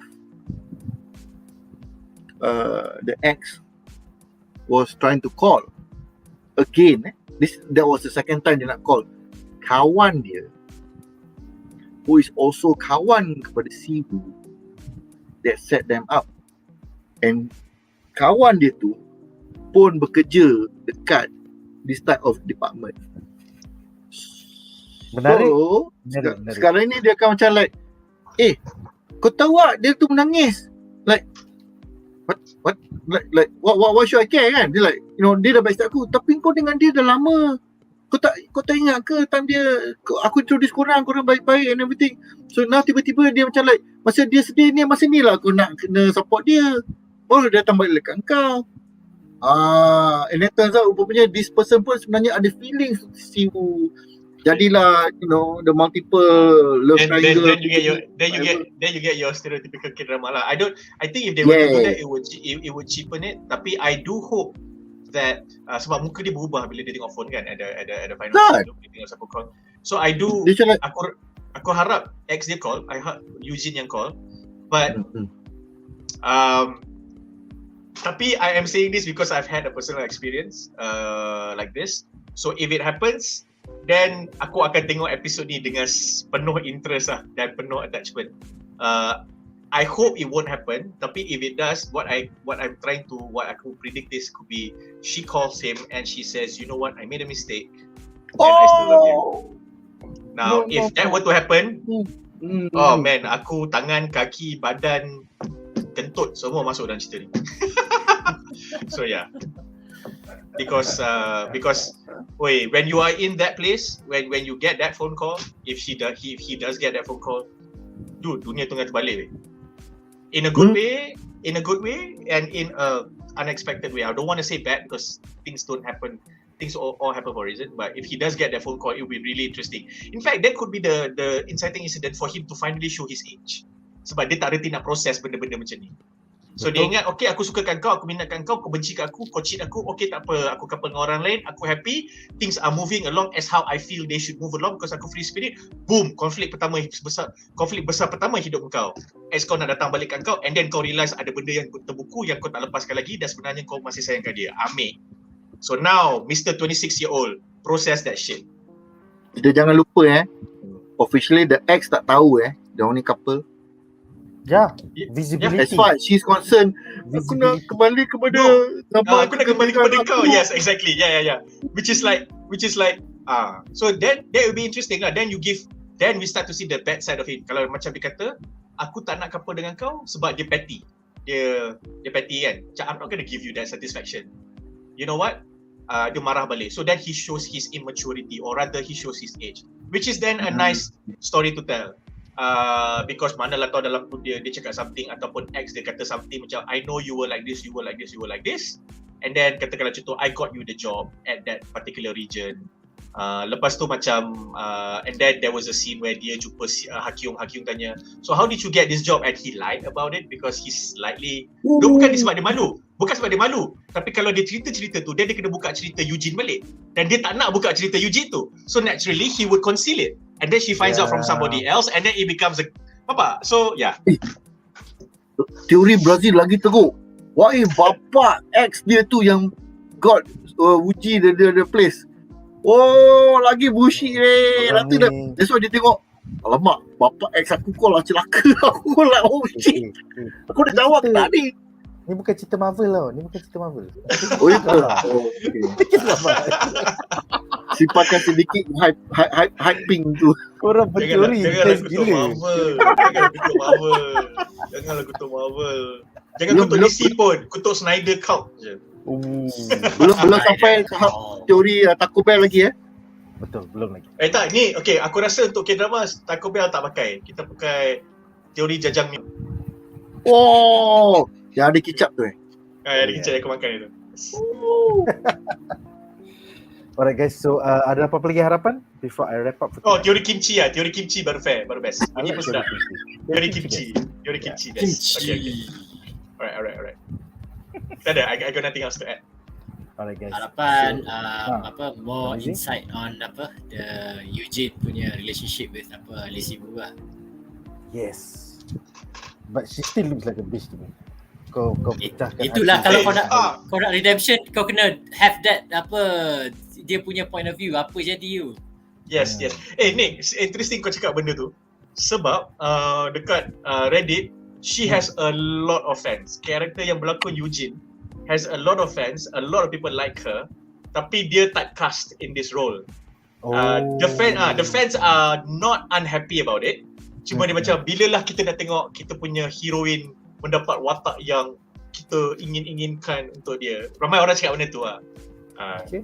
So, because she does it very well. And I genuinely want to see dia, like macam aku cakap tadi lah, dua-dua ni up to this point memang susah nak dapat redeem, tapi kalau diorang jujur dengan diri diorang sendiri kita hanya jatuh hukum ke atas kecurangan itu, tapi macam aku still will respect kau sebagai manusia. So kita nak tengok benda tu lah, and how far they are going with that. If they do Dia what macam wrestler villain yang diminati tapi semua The harap hero. one Yes, day the I hero. hope dia jadi hero. Bila dia nak Yes. jadi hero? Tapi Yes. he's so good Dia- as a villain. So macam like susah nak kau jadi hero bro. Kau jadi hero je lah. Kau kena tunggu ada bigger villain baru dia Vince nak tukar. ke kalau twist Yes, bukan bigger villain, betul. busy, bukan bigger villain, tetapi dia terlalu heroic sangat sampai dia terlampau hero to the point that he became the villain. Oh ada. Tak, Ada dia awal ada sebab ada semua kena kan? betul, semua dia macam kebaikan Captain America version extreme. Yeah. We saw that in America. Winter and Falcon Soldier. Yeah. Sebab Dia saya jadi hero, macam dia become the villain lah. Awak tu salah. Yeah. Sebab saya hero, awak salah. Sama ada saya betul atau awak salah. Pilih. That sounds very white black. Very white black. Alright guys, so aku rasa itu saja untuk malam ini guys. Terima kasih kepada para panelis kita, Jamal, Raslan, Kaki Dharma, Shaz, Kaki Anime, dan juga Tamizi, Hidden Gem, Horroris Obscura. Okay, aku lupa tukar aku punya descriptor. Aku kena fikir minggu depan aku dah tak apa. Hidden Gem Horroris Obscura. Yeah man. Aduh, sial. And aku akan baca like that all the time. Selagi dia sama. Okay, alright. Aku kena cari. Alright guys, so itu saja untuk malam ini. Terima kasih semua kerana menonton. Join us tomorrow di mana kita bakal membedahkan trailer Super Bowl Doctor Strange in the Multiverse of Madness. And then itu saja untuk minggu ini. Majulah fandom untuk negara. Bye guys.